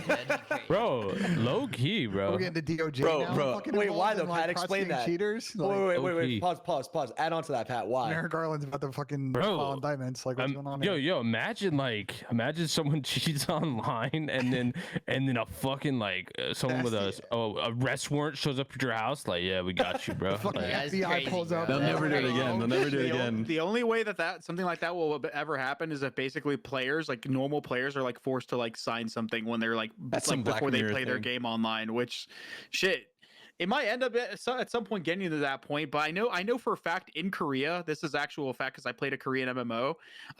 You have to like give them a Korean, like, it's like almost like a social security number type deal, like to the game devs, essentially, to like tie your account to it. Jimbo would have got life in prison, bro, for what he did. Nah, deadass. That was crazy. Tricky. It gets tricky when you're doing it for money and you're doing it like to get into the pro level and shit. Yeah, like I don't think anyone should ever cheat. Don't get me wrong, but like if you're doing it in a beta, like you gotta be bored, man. Like you gotta be so bored. Fucking lost. Nah, there's definitely probably, like, to your point, there's definitely a policy at a federal level that could probably get done, but I'm sure I don't know if you've seen the federal government recently. They've got other issues they're working on. So I don't know when they're going to get around to this one. I think on the Activision front, they need to do a better job with their product. To your guys' point, like, especially when you guys have been dealing with people in the top 250 in rank play and like no one taking action on those people, no matter how many clips you send, like that's unacceptable. That process needs to get better. Like, there's a lot more work Activision needs to do. And I think it's a little unfortunate that this is all catch-up work. They didn't really see the market coming for a PC player base for Call of Duty, and now they're 2 or 3 years behind. Also, I hate this comparison where people are like, "Oh, people cheat in Val, people cheat in this game." It's not the same, and it's it's a problem in COD because Radiant and all that stuff. It's such a small amount of players that are actually like Radiant and that high up. When in Call of Duty, the iridescent and top 250, all that stuff, it's a way bigger pool of players, and you're encountering it every single game. Yeah. So it's a Call of Duty thing. It's not just a cheating thing. Yeah. This is peak cheating, right? I don't think it's ever been worse than where it's at now. Like in it's this current moment. Right now. Yeah, it's at its peak right now. Bro, I feel like it's a societal issue, bro. Yeah. Oh yeah, of course it is. We've been having this since the beginning of online matchmaking, bro. If you play Halo 2, that shit was the word, bro. Cheating in that game. Wait, I used to love spawning into a cheater lobby in that game though. They did some creative shit with cheats, bro. They would have you falling from the sky like in fucking. I feel like the way you die to cheats nowadays is just horrible. Like it's just a try hard basically, like wall hacking you or doing some dumb shit. Like in Halo 2, bro, the modded lobbies you got into were insane. You'd be like, yo, this is dope. Wait, can I even get Activision a tip here? Flying everything. And all the bro, do you guys ever scroll TikTok and like occasionally you get TikTok lives of people just straight up cheating and shooting their perspective on TikTok live? How the fuck are those people not getting instantly banned? Yeah, what accounts you're queuing with. Like, I don't know, but hey, one person is scroll TikTok all day and ban people. One thing I will say also on top of that is, it is a societal issue, right? There are people that just like go out there and cheat because they're like, oh, they want to like gain SR or they want to like create content and fake their content and fake being a good player. And there's also people that cheat for money, like boosting accounts and stuff like that. So there's a lot of reasons why people cheat. None of them are good. Obviously, you're griefing the actual player base, the ones that want to play the game fair and have fun. But it just needs to get fucking dealt with. Period, dude. I agree. Before we get into some of these Reddit questions, Ben, you had mentioned this G2. I see the G2 V1 merger is here in the flank tweet. Have you heard anything about that yet? Because that was obviously a rumor, right? And then we weren't sure if it fell through or not. And I don't know if you've heard anything on that. So James Fudge of the Esports Advocate put out an article on October 9th, so a couple days ago. And basically that G2 and Rocker, parent company V1 are in talks. Like there's no agreed upon terms yet, but they've been in conversations for a few months, and they're the only party currently in a conversation with V1 about merging. And it seems like the Wolf family, basically the money behind Rocker, wants to move more into a second. Like they still want to be involved in esports. They're not trying to exit, but they want to move from being in a front end role to more of a back end role. And they're kind of committed to sort of still the long term exposure of esports. But they want, I think, assume more brand awareness, a bigger entity for them to sort of help kind of funnel that through. So there's a lot of reporting. If you check it out, esportsadvocate.net, kind of break down the whole process. Some of the comments that COO Brett Diamond, who's been on our show before, it's kind of made the staff and people have left over the time at V1 because they've been encouraged to leave with this merger sort of pending. So it's very curious to see about when this might finalize, what might happen with the merger. And G2, they have kind of sniffed around Call of Duty in the past. They've been tangentially involved. I think it would be a very interesting brand to get in the mix. I'm curious your guys' thoughts if this is something that kind of goes through. I mean, it's a big brand, so it'd be awesome if they got back in the mix. 100%. I mean, I think that's a positive all around, but I just don't know if it's actually going to happen. But the way you're talking, it sounds like it's actually going to happen. So if you read the article, V1's obviously laid off a bunch of people. A lot of people have left. The article doesn't say like, they're dotting the I's and T's and this is going to happen, but it's, the conversation's been going on for a while. G2 coming back. Now. Yeah, G2 coming. I mean, G2 was in the scene back in last IW and Black Ops 4. They never were able to get a really good quality team. Although they were promising Chris and Tommy and Pat. I don't know if you guys ever got G2 offers, but they were trying to get key players, big players, and offering a lot of money. They were just never able to put together like a really good quality roster to either qualify for the pro league. The way you're talking about it is reminding me of Edgar, the cod burner. The cod burner, man. Oh my God, don't get me started on that. I don't know why.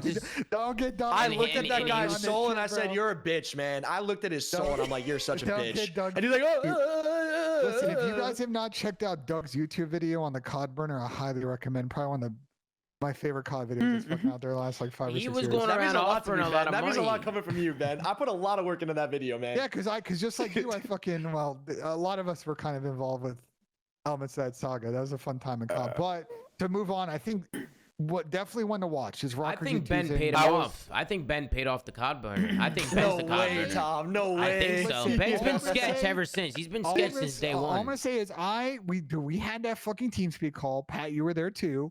In that fucking TeamSpeak call, and I properly identified the person in that conversation, and I got roasted, and I was correct. I just want to say for the record, Yo, Pat got me banned on Twitch for 2 weeks. I just want to say for the Remember record, that? I was right from the start. Bro, that was before. That was before the flank. That was before everything. Like I was still competing at the time.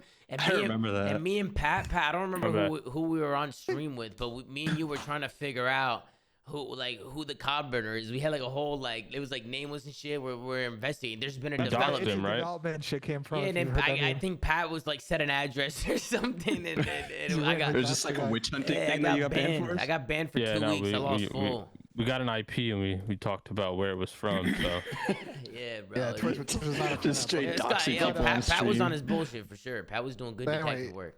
To pivot us back to the main topic, I think the key interesting part to me about this Rocker G2 thing, one is obviously, the Wolf family, the Rocker V1 entity getting access to more teams. Obviously, G2's super massive in a number of big esports and a number of other franchise leagues like CS, for example. They're everywhere. But if we think about the future of COD, what might maybe won't exist with the CDL a year from now, this is a way for G2 to get back in and play with the big boys of like Optic, FaZe, and 100 Thieves, and really finally, I know it's been a desired organization since probably like 2017 to have a nasty Call of Duty team. They've never been able to pull it off. Might be able to now if they can get this merge going. And G2 is an organization that doesn't play. They want to come in and they want to win. Well, so the problem. Sorry, I don't want to interrupt you, but the problem the problem they're gonna have, bro, is that they allow.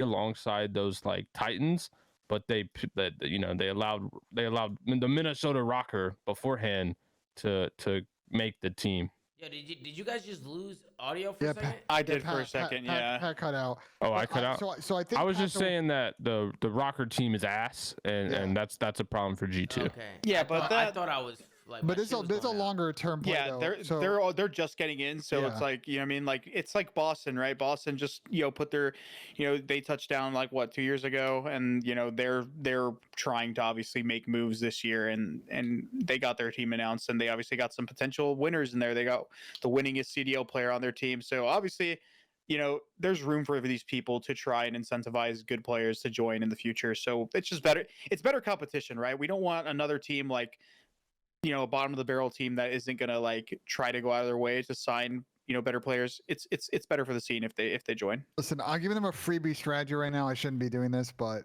here's your freebie strategy long term.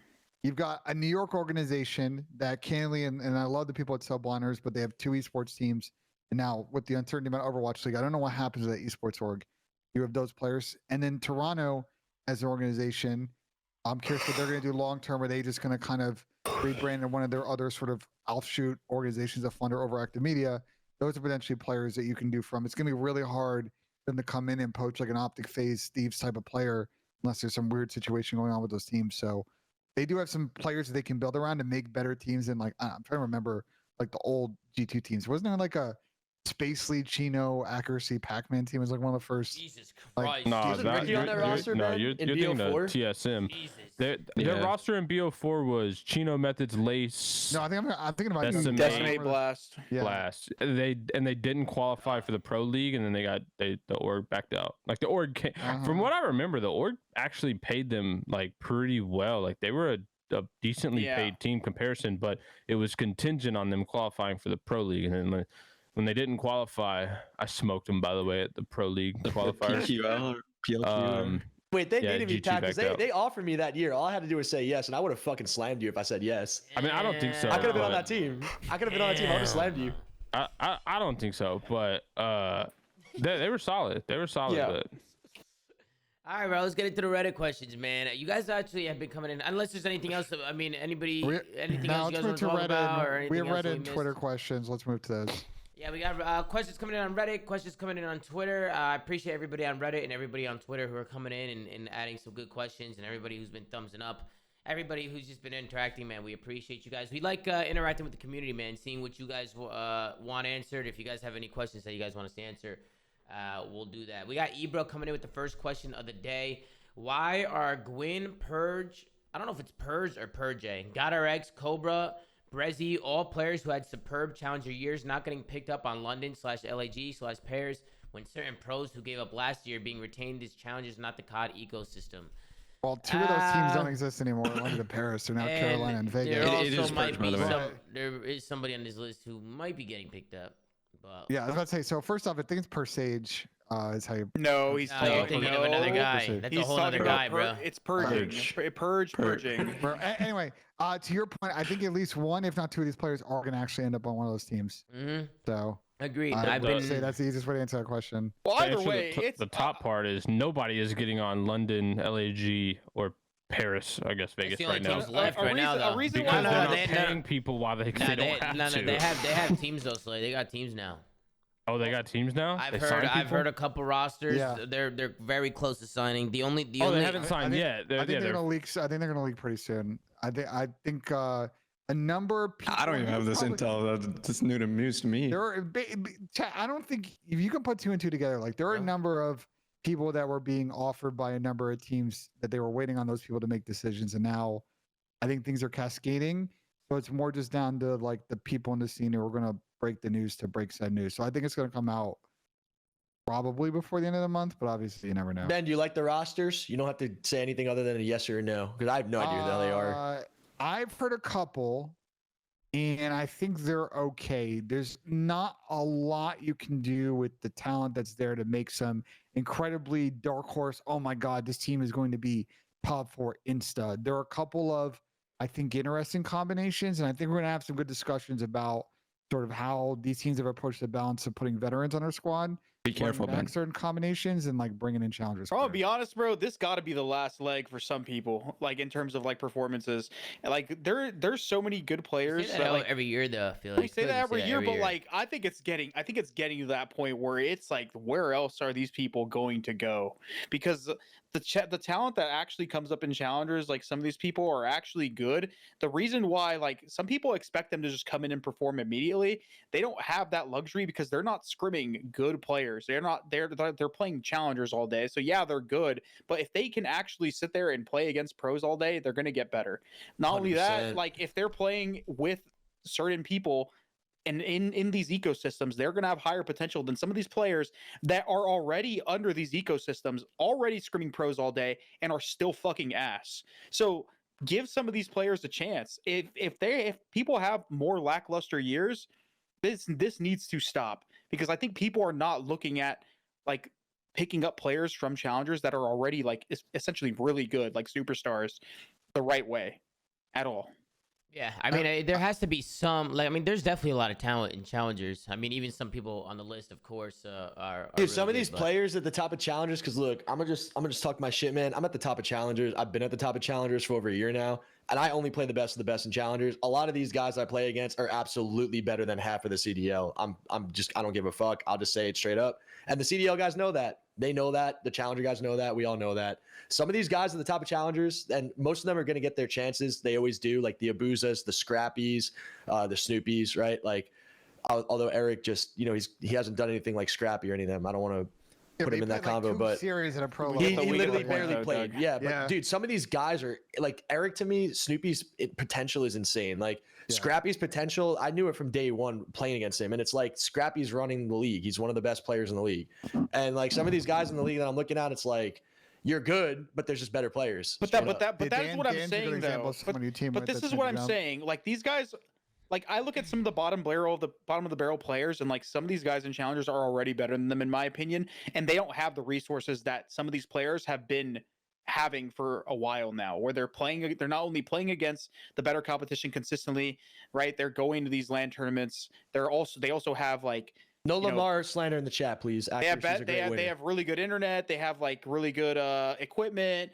Like they have resources, coaches, organizations. Some of these players are literally like, for example, Ghosty was playing like on 80 90 FPS in challengers slamming. Like you give that kid way more some resources, time, etc. Like he made Optic a better team, at the end of the year. Like they need to give these players chances, man. They need to.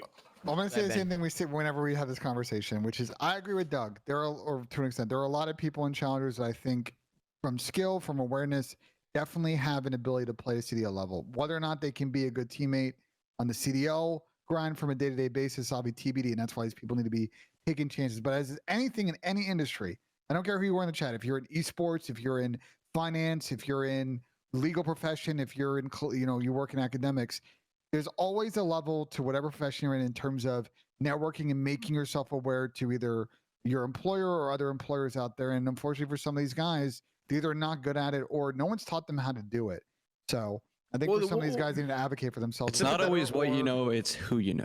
Exactly. But also it's like you look at some of these bottom teams and they're probably going to be fucking ass. So why not take these chances on these players to see if they can, find someone that is going to potentially elevate them or give them a building block in the future. Like if you're going to be a bottom team and you're already going to, you're not going to field the best roster, start throwing out fucking curveballs, because signing the same players and just hoping that shit works has not worked for so fucking long. Some of them are. I'm just saying. What happens? I think I'm just saying this is me without knowing anything. The biggest mistake that a couple of teams have made in the last couple of years, and pretty much the entire like the CDL, is that, to your point, they pick up someone who's like a little over the hump and they bring their friends along, and that's the biggest mistake, because there's not a collective conversation of how do we build the best four. It's like now we get to the friendship league category, and then what happens is that team sucks at the beginning of the year, and now you're like, well, shit. We need to now bring up challengers players and roll the fucking dice. Go ahead, Pat. The orgs don't have people who are intelligent enough to make decisions. So the way it works is the person that they want goes, and then that person basically becomes the GM, right? Like the person, and this is the problem with like 6 or 7 of the CDL teams, is like the one guy who they pick up that they want to get makes them basically the decisions for the whole roster. And I think that's where the friendship league stigma came from, because like that's just how it worked. That's like how it works. Look Yeah. at one guy on, and then he starts picking up Yeah. whoever. Yeah, it's Look at exactly that how it LAG works. It's trio exactly how it works, bro. that last year, bro. Like we all knew was horrible, but like they still signed those 3 players. Like Yeah, look at LAG when they got Pat, dude. Pat just brought along whoever he wanted to. Well, that's honestly why the first Yeah, person. I should have picked. I Wait, should have can picked we- Friends. Could Pat add on to what you're saying? I want Pat to fucked elaborate up. a little more because okay, this is my with you, Pat. issue. I'm fucking First of all, with you. I want to say 2 things about accuracy and about aches. Okay, because they're 2 completely different play styles. They're completely different players. I've seen a lot of their game. They're both hard to play against in different ways. But I love the idea of the accuracy player in the league doing what he does because he's efficient and he's a great piece to your team. I'm telling you guys straight up that in the chat, you guys just look at the stats and you don't know what players bring to a team. Lamar is a winner. I played against a guy with really good teams and he's hard to play against, especially when he has a good team. Pat, I want to bring it back to you for a second. I agree. Yes, one player eventually always becomes the GM of the team. Whoever is the player with the most credibility on the team, or the team, the GMs, the coaches, the players all rally around one guy. And that one guy is the one who makes the decisions. But my thing is like, the one guy that's making the decisions should be credible, right, Pat? Like that's the thing. Like we should be living and dying by the most credible decision possible. And I think that to your point too, Ben, with picking up friends, I agree. I think that these players are doing it backwards. They're picking up friends instead of making their teammates their friends. I think you got to look at it like, yo, all right, we have differences. You might like this, I might like that, but we all want to win, right? So let's make those players our friends. But also the problem is too, like, and we've known this for a while, bro. Like, if you know you're getting on like a bottom 6 team, and I mean, let's be realistic, bro. Like, obviously these guys are trying to win, but like, there's a reality aspect to this. Like if you're on these bottom 6 teams, like, and you are in a position where you know, like, bro, no matter who I get, like, I'm not winning next year. Like I genuinely feel like in the back of their mind, there are people that are in the CDL that believe that, and they know that because they're not drunk. You're looking for job security, right? And I feel like that's where a lot of this came from, right? It's like picking up people that you feel are gonna help you retain a spot, because to me at least, we know that, like, bro, you could put, even right now, like, even if you made the best version of a certain team, like, they probably don't have a chance to win. And so that, yeah, they're looking for job security.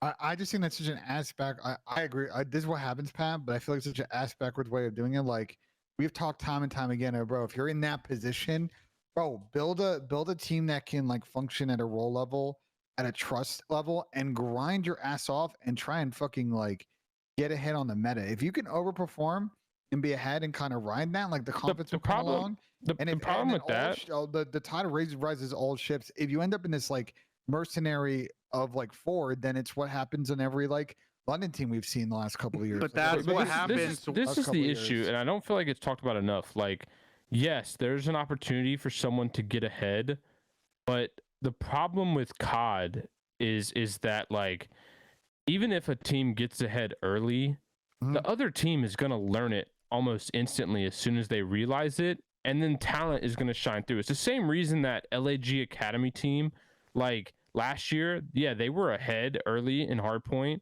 but like talent just caught up. And once talent, It always happens. the talented team just copied their style. Yeah. They just bullied them out of the league. Like, I feel like there is no roadmap to get ahead early in the meta, because as soon as the other teams learn it, which let's be clear here, Call of Duty is not a very hard game to learn, especially with how the games are played nowadays.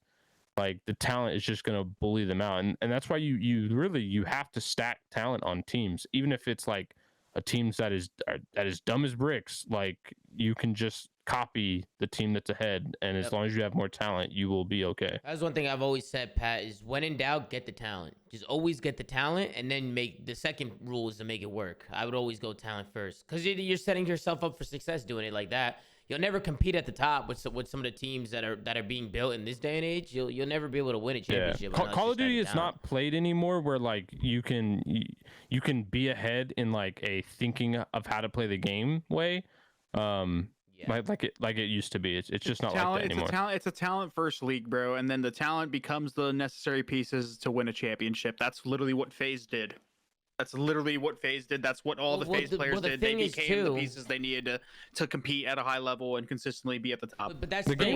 There's That's teams the that have the talent now too, though. So it comes once you have the talent. There's a lot of teams who have talent, right? So it's like that. Then it becomes the other things like the fundamentals and making plays, like and teamwork, trust, and, all that like other work stuff. ethic. Yeah, You know, but Everyone's talented in the league at this point. There's not a player that I'm looking at saying they're not talented. You know. I mean, There's but some but people there's that definitely more people who are more talented than others, though, Doug. I Like, mean, they're of good at course, the there's they're always good going to at be that. they're good at a baseline talent, but there are like transcendent players in the league that are just capable of just doing the unexpected. They give a map like those are the players team who showers, etc. to take over. But like to the point, the reason that like some of the teams have always been stayed at the bottom is their practice is terrible every day. They don't trust each other. They don't really try and get better. They don't take VOD seriously. They don't show up on time. They don't make any effort to improve on all of the issues I outlined, and that's why the elite teams stay at the top. Let's move on. There's another question coming in from Smart Bookkeeper. He said, "Who is your top 5 players with the biggest potential now that you saw how the game looks?" I mean, obviously this is very hard, and there's going to be a lot of players that I think are going to be really good at the next game. Obviously, movement's back, so I think some people are going to be talking about Shotzi with the sliding and stuff. For me, I think Simp is going to be really good at this game. I don't know why. I just feel like it's a Simp game. Like he's just gonna be really good at it. I think Simp's better in like the slide canceling CODs as well. I think all the FaZe guys for the most part, like a BZ, Simp, MC, I think they all like the slide canceling shit. Unless they like slide canceling, right, Ben? I'm pretty sure they like slide. Yeah. I would say to me, if I were to do this, like, yeah, you can name all of the Kleenex normal, is like, a good shout. Kleenex is another good shout. All the same people. the same All the same people that are good. Whoever the top 5 was in Modern Warfare 2 is your top Let 5 me biggest toss out potential. two names in particular. Hydra. I think I think might take a step up this year, like from last year. Toby's a good one. I think Toby had a really good period in the middle of the season, but like, I think had some up and downs. I think we can see him get back to a Cold War form. I think that Joe Deceives now getting into a better team situation. I think there's an opportunity for him to kind of break through.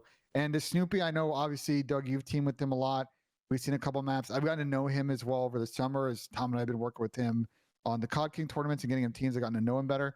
I think he's surrounded in a really good system right now where they could maybe develop him into something amazing. So this isn't like something specific to the top 5, but I'm just so excited to see everybody play without the fear of getting like Sound Horde. Yeah. I'm It's so gonna be so much excited. different. It's gonna be so much better. And here's the thing. I Pubs think too, and rank play too. I think it affected a lot of players differently. Some players were able to kind of get over that hump where they weren't overthinking the fact that they were getting hurt. Some players weren't. Sometimes and it affected Respawn a lot too. Like people don't realize that it was affected Respawn more than it did Search, and a lot of people don't realize that. People are like, "Oh, Search and Destroy, you hear footsteps." In Search and Destroy, for the most part, unless Dead Silence has always been silent, there's always audio cues. The game always plays the same regardless of the footsteps, right? The only thing is with the popping Dead Silence is it made it a little bit more inconsistent in terms of like when plays were made, but Respawn, it affected the most, bro. Like you could essentially get to points on the map where you had multiple lanes covered based on your headphones. Not only were you watching a specific lane, you were also hearing multiple lanes that you were holding. So stuff like that's obviously going to change. I think ranked is going to change a lot. I mean, even now when I feel like I'm playing ranked, I feel like all people do is they just play off their headset the whole time. They never move. They never do anything unless they have Daddy or they're just playing off their headset and they know where you are. So people are still gonna crank, but like they can't hear anything. They can't hear 2 lanes over like you can in the last game, right? With Sonic Q. Yeah. We hear somebody building over like breaking glass. And like I've said this in the past, like when there's dead silence, you can listen to music and run around, especially red dots, because there's no communication. Yeah. If you're solo queuing and ranked, you don't know where anybody is with no red dots. If your teammates especially aren't calling out, you have no idea what the hell's going on. So you can't listen to music. You can't chill. You can't relax. You have to literally focus in and try and sound where the bullets are coming from and sound the enemies, because that's how everybody's playing. Everybody's playing off their ears. At least in a new game, I'm hoping we could go back to just fucking in rank play. There'll be a lot more of a skill gap is where I'm trying to go with it. The skill gap's gonna be way bigger. One thing that I'm very afraid of, and for those of you guys that grinded ranked, you've ran into this problem before. You ever play hardpoint and 4 people are running trophy systems? You're not breaking a single hill. Tactical is becoming irrelevant right now, at least in the beta. From what I saw, trophy systems are like the only good field upgrade because obviously Dead Silence is gone. In the pro level, that won't be an issue, right? There's always a GA in terms of like how many are ran and stuff like that. But in terms of the casual competitive stuff, the amount of trophies that are ran is going to be quad trophy. It's going to affect rank play negatively, unless there's something competitive in there. I think there's something in the game right now that we haven't got to see. It's like a medical pack or something like that. Like it's a medical box that you can drop on the ground and you give medical supplies to your teammates. I don't know what the fuck that does. Does it just give people like stims? Does it heal everyone? We'll know what it does in the beta because I think it's in the it's in the like next couple levels we'll unlock it. So I'm wondering if that's actually any good. You have to do like roll queue like League does. I'm a trophy player, so they put like 2 trophy players on each team. And yeah, exactly. That's where I'm like, I wonder if there's going to be anything else that will make people run it. Because right now, if it's 4 trophies, rank play might be in a weird spot. But it'll be fine. It'll be fine and competitive. This is a tough problem to solve, though. There's no what really good solutions is there to solve that problem, though, Chris? EMPs. And EMPs. I hope there's EMP in the game. It shows in one of the texts for one of the perks that like you're not affected by EMPs, but that could also be a kill streak. I feel like it is a kill streak. It is, yeah. They should remove field upgrade. Remove field upgrade. Karma said in chat. I mean, that's been a thing. We don't want those. Bro, these are good shouts, Ben. Philosophical change in the game, though. Jodeci and Snoopy were great shouts with this new game because I definitely feel like that movement gap too, along with it, will help these guys out because they like to play like that for sure. Chad's also making a good point. Like Afro, someone that was in like he had a really good couple of seasons under London, then he went to Minnesota last year, and it was just a shit show. Yeah. Again, going into a situation, we know this ability of the coaching and the like system that's in LA Thieves, like they generally bring out the best in their subs. So those are like, again, we're trying to like highlight players I think might take a step up. Like if we put like Shotzi on here, like I know Ant had not one of his best seasons last year, like, we don't need but to he was a Shotzi fucking like MVP the years before. So like we know where he can get to. We're not shocked that Shotzi, we're expecting Shotzi to go into next year and do what he does. I'm talking about people that I think are gonna definitely elevate. One person that somebody said was Capsule that I think could be a good shout. Remember Capsule and Vanguard with the slide canceling? He was everywhere. That guy was actually in the beginning of the game. Yeah, I think Capsule and Snoopy are just in really good positions. I mean, like, dude, you guys are really just naming the LA Thieves and Boston players. They're right in that middle tier, right, where they're playing with some veterans on their team, and they're playing with some leaders on their team. Like, if people are going to unlock their full potential, it's going to be the people around them, their coaches, their players, the veterans on their team, et cetera, right? All 4 of these guys are in a prime position. I hope one person that I hope gets on a team that I think could be really good at this game is Nero, because Nero. So a lot of people don't know this. Gassing him up. I've known Nero since World War II, like ranked. That's where I found Nero Poison, and I've played with him for a long time in other games, in S&D tournaments, Black Ops 4. Like, he was very, very good at, like, BO4. And he was still underage, so he didn't play. But, I mean, that's like a game where there's slide canceling and the time to kill's higher. So he might be pretty good at this game if it takes a pretty high skill gap. Yeah, no, I agree. I think these are 5 good players. I mean, obviously, I'm sure there's so many players we could think of, right? I think two more honorable mention is the Abuza Lens combo. Like, coming in over from EU, like could be rookie of the year candidates. Certain 2 different situations. We'll see how they manage both of them. Like, bro, he got to be Abuza got to be number 1, bro. He got to be number 1 for sure. How the thing is though, no. So those guys obviously were good at the last game, but like, did they play any of the other CODs? Were they? I don't know. I haven't heard of them like before, so I'm not gonna say they're one game wonders or anything like that. But like, there are people from like a lot of these people that we're mentioning are people from games that we've seen that have that high potential. While like let's say Abuza and those guys, I feel like Abuza at least has been playing for a while. I just never heard of him. I remember in Vanguard for sure. He played Vanguard and Cold War. Okay, yeah. See, I didn't play Vanguard, but I wonder if I don't know when he started because I know he's not a younger guy. Philosophy, yes. Like, there's sometimes a little bit of form dip from game to game, but like, usually there's other out of game reasons why people dip. Like, generally, if you're good at one COD, you're going to be good at the rest of them. I think to me, the reason why I'm with the Abuza and Lens is their team situations are a little bit more like interesting, right? The Abuza situation with Seattle, which has been an unannounced roster, like been rumored, but they haven't announced it yet. Like, curious how they're going to handle the lack of like a second sub player in that team. Is Abuza running a sub? Is Illy running a sub? And we've talked about Rocker's team. I mean, Lamar's done wonders.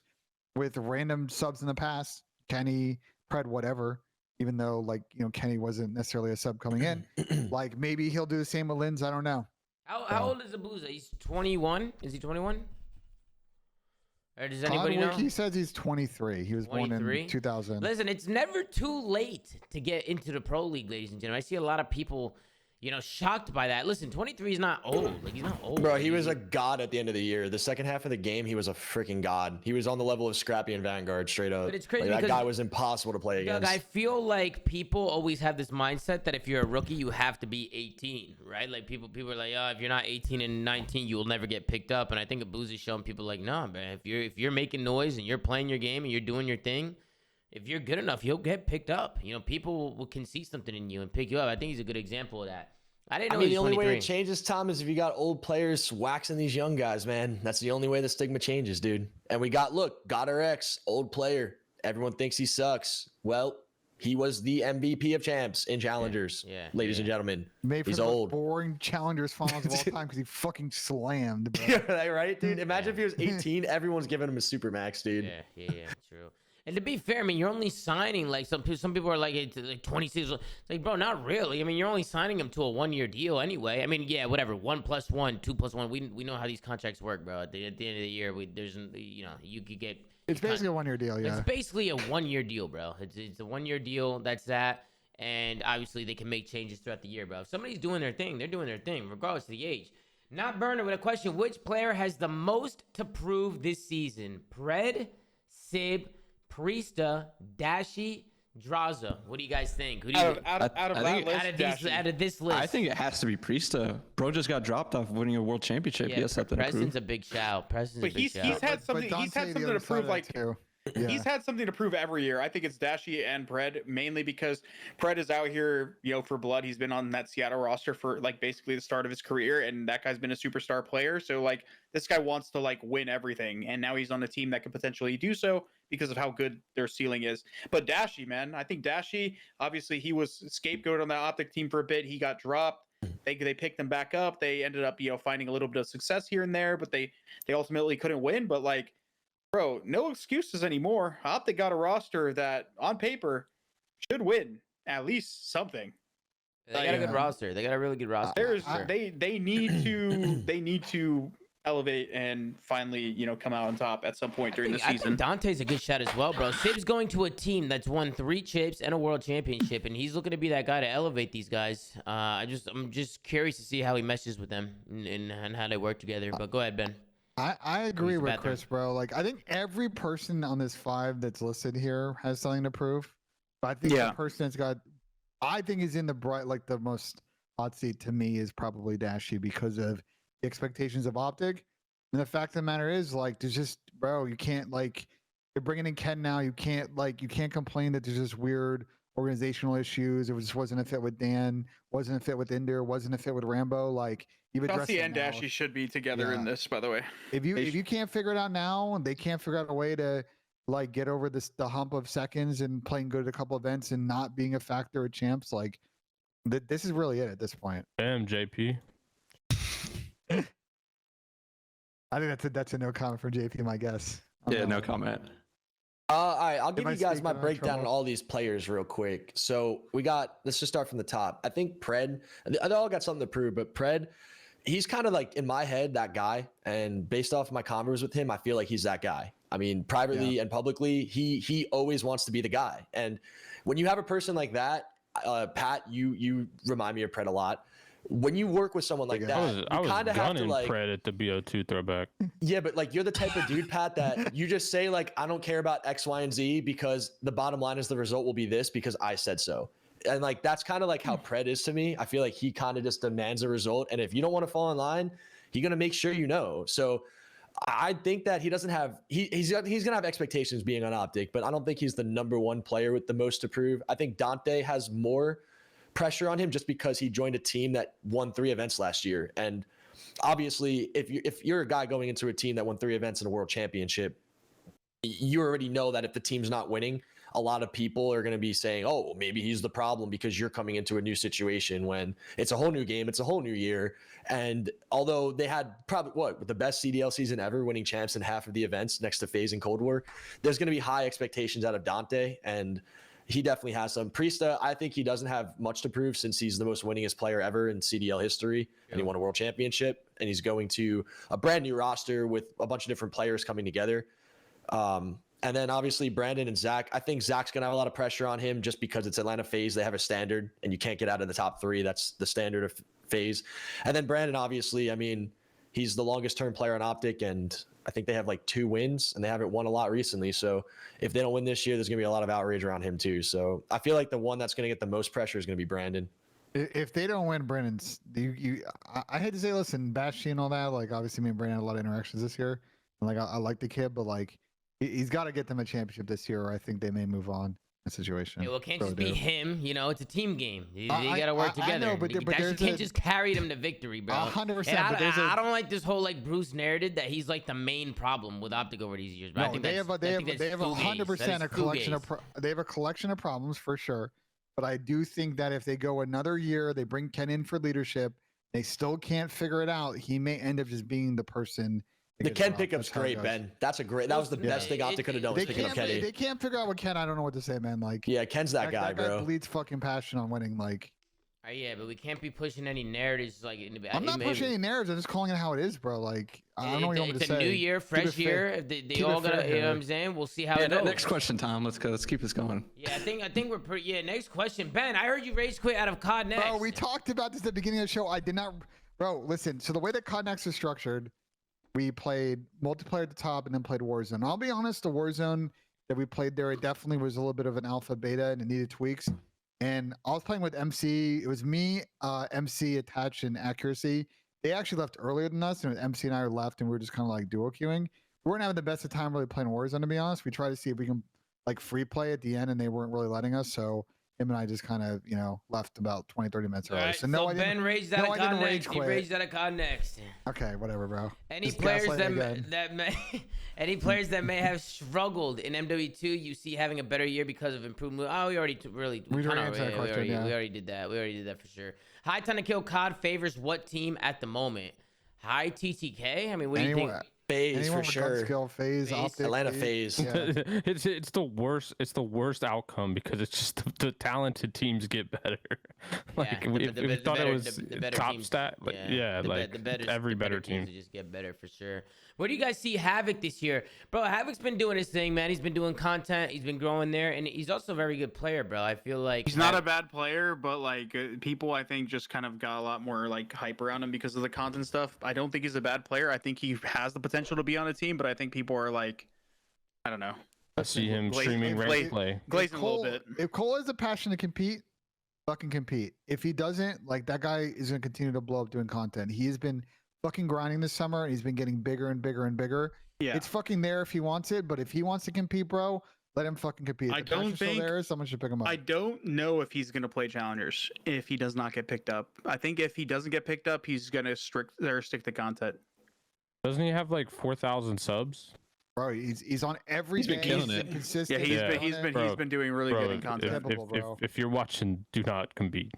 Go stream. Well, I'll add to this, Pat. I think if you get these opportunities, and I love seeing what Colt's doing, but he could also compete too. He could play challengers and see how it goes. I mean, when he did that in Vanguard, he ran challengers. He was winning 6 events in a row, and he got picked up to the league. I'm sure he will do fine if he played, but he could stream it. Pat is my point. He could keep that thing going, and it might even add more to it because I know that if he's winning in challengers, he's going to get more views. He has a niche right now. I feel like he should just run with it.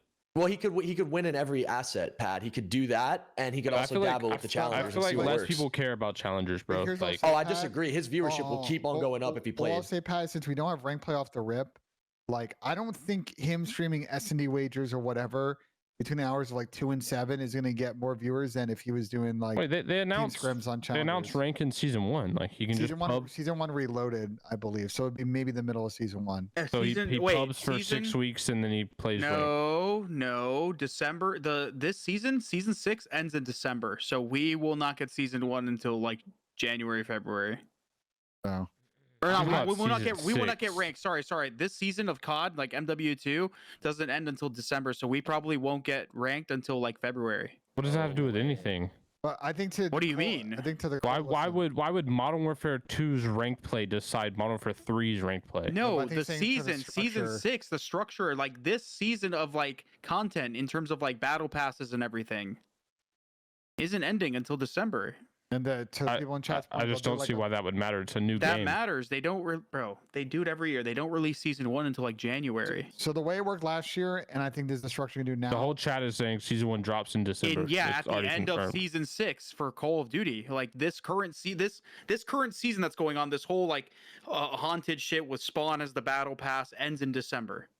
I'm not lying to you. Like it's so But season the whole 1's gonna chat drop. is spamming that It's at December the- is when it comes out. That is when season 1 comes out. Season 1 Reloaded won't come out until January or something. Yeah. You said he's gonna pub for like a month, and that's not true. Like he's gonna be pubbing until fucking mid-January. Yeah, Alright, we'll do- I That's agree with Chris. fine. Listen, Pub for two listen, months. Listen, if I'm Cole, listen, if you want to compete, you get a good challengers team. That's good content.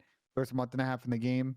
You know, if it doesn't work after that, like you can go pivot to what he's doing right now. That's what I'm doing. I'm competing for yeah. the beginning and Because I then think if figuring he's it out gonna do after. Chals 1v1s like in the middle of the day. I just don't think, especially like in November, December. I just from viewership perspective. You we also wanna have watch other to stuff. understand people are going to be streaming. I repeat, like even the pros will be streaming like tournaments and 2 chows weeks, and stuff yeah. like that for a while. So like Yeah. challengers is probably going to be like the most viewed content outside of like whatever if he's just making content early on. I would be. Listen, we've seen this the last couple of years. The way the beginning of the game works, you've got pubs, you've got the kickoff tournaments. People stream scrims for probably 2 weeks before they want to actually talk about shit, and then you're gonna have launch tournaments, which I assume will happen again. So, Yeah. All right, There'll let's be a answer live stream. one more question, and we'll hop into the pot and see if Ben can sink the pot. But every coach had to sub into play for their team for a major. Who wins that event? What are the Yeah. placings? Damon can Good hold it job. down for our squad, bro. Oh, Damon too. Yeah, Yeah, Damon probably too. Damon, bro. Probably Damon for Yeah, sure. probably Damon. I mean, Literally like Damon, only Damon. Yeah, Chris. only Damon. Crowder's nah, a good there's shot. a lot too. of there's a lot of good. Crowder, good- God, Crowder. Crowder's so underrated. Crowder would be a good shout. Crowder's a winner, bro. Looney. Looney's a good I don't know, shout. it might- Looney's might You do a good not might- want might to see have me to be fry. fucking- Whoever might said have that in to be chat. JP, bro. JP. No. Bro, it's Damon and fucking Crowder, and then everyone else is just fighting for the rest of the Marky B spots. just won a map at fucking. All right, Dolphin Major, guys. so, Yeah, you but he's know. got the rest of his team to like worry about. You know what I mean? Marky B. I mean, Marky B was in there, man. He was fucking in. That was legendary. When bro, remember when they won that control? How fucking fire that was? That was Oh, sick. dude, there was And then they some subbed him fucking out. Yeah, they took him out, bro. They should have kept him in there. He was on the heater. Come on. But yo, He's on a Coming off the streak. heater, bro. man, he's on hit a the streak. pod, man. Hit the pod, bro. Oh, we're not doing Twitter. We're not doing Twitter questions. We're calling it. Oh, we have Twitter. I mean, did we answer most of the questions on Twitter or nah? Like, I feel like we. I mean, answered just a lot. go pull it up and do a peruse. Yeah, and see. yeah. We'll There were pull Twitter it up. questions. Yeah, we Yeah. tweet out for Twitter questions. We should at least go through and see if there's any that we like. Yeah, we'll go through them real quick. I think Yeah, I think that'd be fair to the people that respond to those. yeah, that of tweet course, man. otherwise. Of course. Actually, we should take a look at that. We normally don't do Twitter, but I didn't even know we were doing that, Ben. I just It woke was up. yeah. Gersh's idea. It was Gersh's idea. Comment Yeah. below. Let me see. Do you think the reason we haven't heard anything from from them regarding Vegas Legion's rosters because they're cooking up something special? As one of their very few fans, I need to know if there's hope or it's chalked before the season even starts. Listen, it's not the good kind of special. Let's just say Listen, that. listen. From Are what they I've cooking, heard, Chad? Are they listen. cooking? From what I heard, Censor. This is what I'll say. Okay, it's not bad, Yikes. honestly. No, it's not bad. From what I've heard with Vegas, I'm kind of like. Wait, it's poke not me the bad. team. I want to hear who this team is on Nah, Vegas. listen. This is one I cannot say. Unfortunately, this is one I cannot say. You know what I'm saying? I Doug? know- I respect what- that. I know I what respect it that, is. Tom. This You know? one, I agree with Tom. This one Depends how I get my might info. surpri- it might surprise some people. I don't think it's terrible, but to Pat's point, like I don't see this team suddenly just being some top 4 fucking powerhouse contender. Yeah. There's winning combinations that are still out there to be formed on these rosters. That's why it makes me curious. They can make winning teams with the players that are left. Yeah, 100%. If we return back to the traditional CWO tournaments, do you guys think we'd see more AM/Challenger teams make it out of pool play, given the amount of talent down there? I mean, yeah, 100%. I mean, I hope one day we go back to like that pool play format. Well, I would Where? say for the first event of the year, yes, because everybody's sort of starting at the same point. And to like Pat's point, like yes, LAG Academy last year was ahead of a number of pro teams, but like once you get to the middle of the season, Like people that used to work at MLG would tell you the data would say that it's, once we got to that point that it was extremely unlikely that anyone that went from open to pool play was making it deep in the tournament.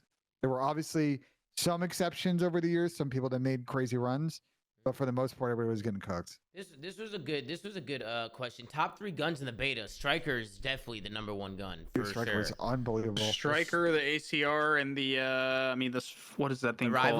called? The Rival, probably, yeah.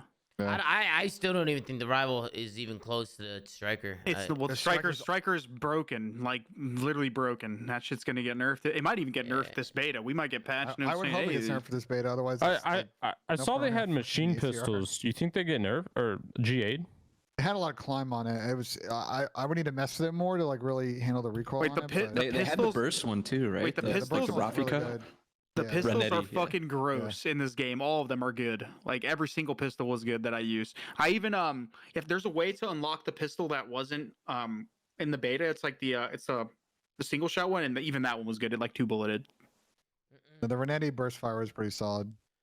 Another good question, or not really. I mean, what do you guys think about trophies, bro? This guy said, do you guys think trophies are gonna be GA? Nah, there's no shot trophies are GA. With GA trophies, we're going back to fucking World War II. Yeah, no. Where people were just fucking dodging the world in a fucking hill. Yeah, no. There's no way. There's Yeah, no but way. in World War II though,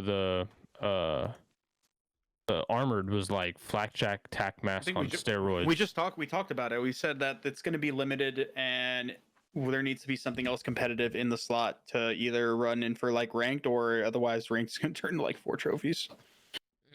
Yeah, I mean, I went down the list, Ben. I feel like we answered some of them now, and then some of the other ones that we got some repeats, and then some of them are just trolly. You know what I'm saying? Just fucking. My cam broke. 1 second. I don't know. I disconnected from the world. You guys can hear me right now, right? Yeah, we hear you, Ben J. We hear you. Your camera's gone.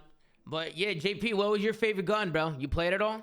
I didn't play the PS5 one. I don't have a You didn't play it PS5. at all? You didn't play that? Dude, hold on. Does anyone else think JP has the train wreck set up right now? I feel like JP has a green screen with train wrecks. His old one, his older one. Yeah. I know exactly what you're talking about. That's hilarious. The exact setup, like the Hell, he kitchen does. right behind the door. Yeah. Yeah, That's the first thing I thought of. It's now he lives in Vancouver on Yeah, the water. The 75th floor. Wait, fucking JP, penthouse. you working with the franchise in Vancouver or what? Bro. No, I'm in Dallas. What? No, he's talking about in train wrecks. Vancouver. I was like, He's wait a talking about second. train No, we were talking wrecks. about train, bro. We were talking about train wrecks. His train wrecks is Oh, old my setup. bad. I just look came like. back to my setup. My bad. Nah, you Dude, good, bro. You good. I wish my camera's on screen for that. Holy shit. Man, where's your My camera at, bad, bro? dude. I just came back, dude. My camera's it's in. I see you guys see me in Ninja right now, right? Man, No, I don't- You you're have to not- reactivate it. You have to reactivate it in there. You didn't reactivate your camera, What man. the fuck? I did. I No, literally you joined. I didn't. see all of Do you I just saw- not Bro. want to hit the pod? You know, Pat, they want to know about X Defiant. Bro. I don't know if you're gonna say much, but I'll say it anyway, just because they're spamming it. What do they want to know? I don't know when's it releasing. I think just want to know when it's coming out. Hashtag delayed. We don't have we don't have a release window yet. We're obviously figuring that out. But I mean, I think Mark Rubin said it as well. Like, we were obviously ready to release, but made the choice to delay after we ran the public test server. I do want to say though, because I feel like there's a misconception too with just X Defiant in general, is like a lot of the comments I see on Twitter are like X Defiant missed a release, like missed the window, and I feel like people think X Defiant is a $70 title. Like, you know what I mean? X Defiant is free to play. It will always be free to play. So there isn't a window to hit to like sell copies like every other game does. Every other game wants to hit their perfect window and sell as many copies as possible. That's obviously not the case. Yeah. Like, it's a free to play title. So I think the argument to that, Pat, is like it is a first person shooter, so people compare it to COD, and since there's down COD in COD right now, like it would have been a good time to just get people playing it, just to get people. yeah, on it. but by that logic, like especially let's say we released a few months ago. Yeah. And we got people to play, but then they'd leave anyway if they were gonna leave. Yeah, You know what I mean? yeah, they If just the dip plan anyway, was yeah. that you were gonna leave regardless, there's not a window to hit because Right. we're not selling a title. Like, there is no $70. Pat is essentially saying that you don't have to play it when it releases. You can play it a couple months down the line. You can play it whenever. It's a game that's I think the problem is ever evolving. I think the problem is when people make the COD comparison, like COD drops a $70 title and that's the game. And they have their planned DLC and their planned updates, but like for the most part, after a while, the studio goes to work on the next project, right? Like that's not what XDefiant is. Like I don't know how people are familiar with other, games as like live service games, like Rainbow Six, for example. Like Rainbow Six launched 8 years ago, right? And that game today is a million times better than it was 8 years ago, because when games are a live service, like, every person that's working on XDefiant now will be working on XDefiant in a year from now, right? So like there's more than just a content pipeline, which is what typical games that release that have a $70, you buy a $70 game and they have a content pipeline to follow it. Like our game won't have just a content pipeline. Like there's going to be regular updates made, regular balancing, regular new features, regular new, everything. And so, our game will always get better. And it's it's a free title. So, when we do release, whether it's a window 3 months ago or whatever, like, we want players to stay. So it's I feel like the comparison is just tough because people treat it as if it's a $70 premium release, and it's just not. Yeah, Ben, sync us out. Is that an old school PSG jersey you got on? Yeah, Gersh gave it to me. That's kind of fire. Yeah, Gersh. That's clean. It's from like the early 2000s. I want to get those pink and blue AC Milan ones. But go hit the puck. Go. Got you. Go. I really want a Venezia kid. That's what I want. He's been missing these lately, right? Yeah, JP, you're the special guest today. Doug, you're also a special guest. What do you guys think? You think he's missing it, or do you think he's making it? I think he bounces back. There's no way he misses another one, right? What is it, like three in a row or something? He's No, going Ben's wide got left. the ice. He's swinging this, and it's going right through the hole, man. He's got the dogs out Oh, he thinks that he flips off the camera. Let's go, There we Ben. go. Let him know. Let There we JP know, go. Ben. He Let JP know, flips Ben. off the fucking camera. Put It's it in about place, Ben. time. Ben, Yeah, I'm not gonna wide lie. left. You've been 0 for 20 recently. You know what I mean? Yeah, it's I've been rough. been dog shit on the fucking show, but it's all good. Hey, but you sunk it today. That's good work out of Benji and Asim. But guys, that's gonna do it for us tonight. Shout out to JP and Doug for coming on, bro. I appreciate you guys hopping on. I know Slayer had to deal with some stupid shit for a little bit, so he couldn't make it in the beginning. So JP, I appreciate you stepping up, man, stepping up to the plate. Hey, no problem, bro. And Doug, thank you for hopping on as well, Doug. It's always a pleasure hearing from Doug Censor Martin. The absolute I'll do this legend. all day with you guys. I love hanging out with you Let's guys. get it, Dougie. But other than that, man, make sure to like, comment, subscribe. If you're watching on YouTube, go to anchor.fm/theflank to check out all the audio sites are on, and go follow @theflank on Twitter, man. Gersh doing a phenomenal job running socials per usual. And just thank you guys so much for watching, man. Take care, brush your hair, and we'll see you guys in the next one, man. Take it easy, guys. Have a good night. Peace out. Peace. Later.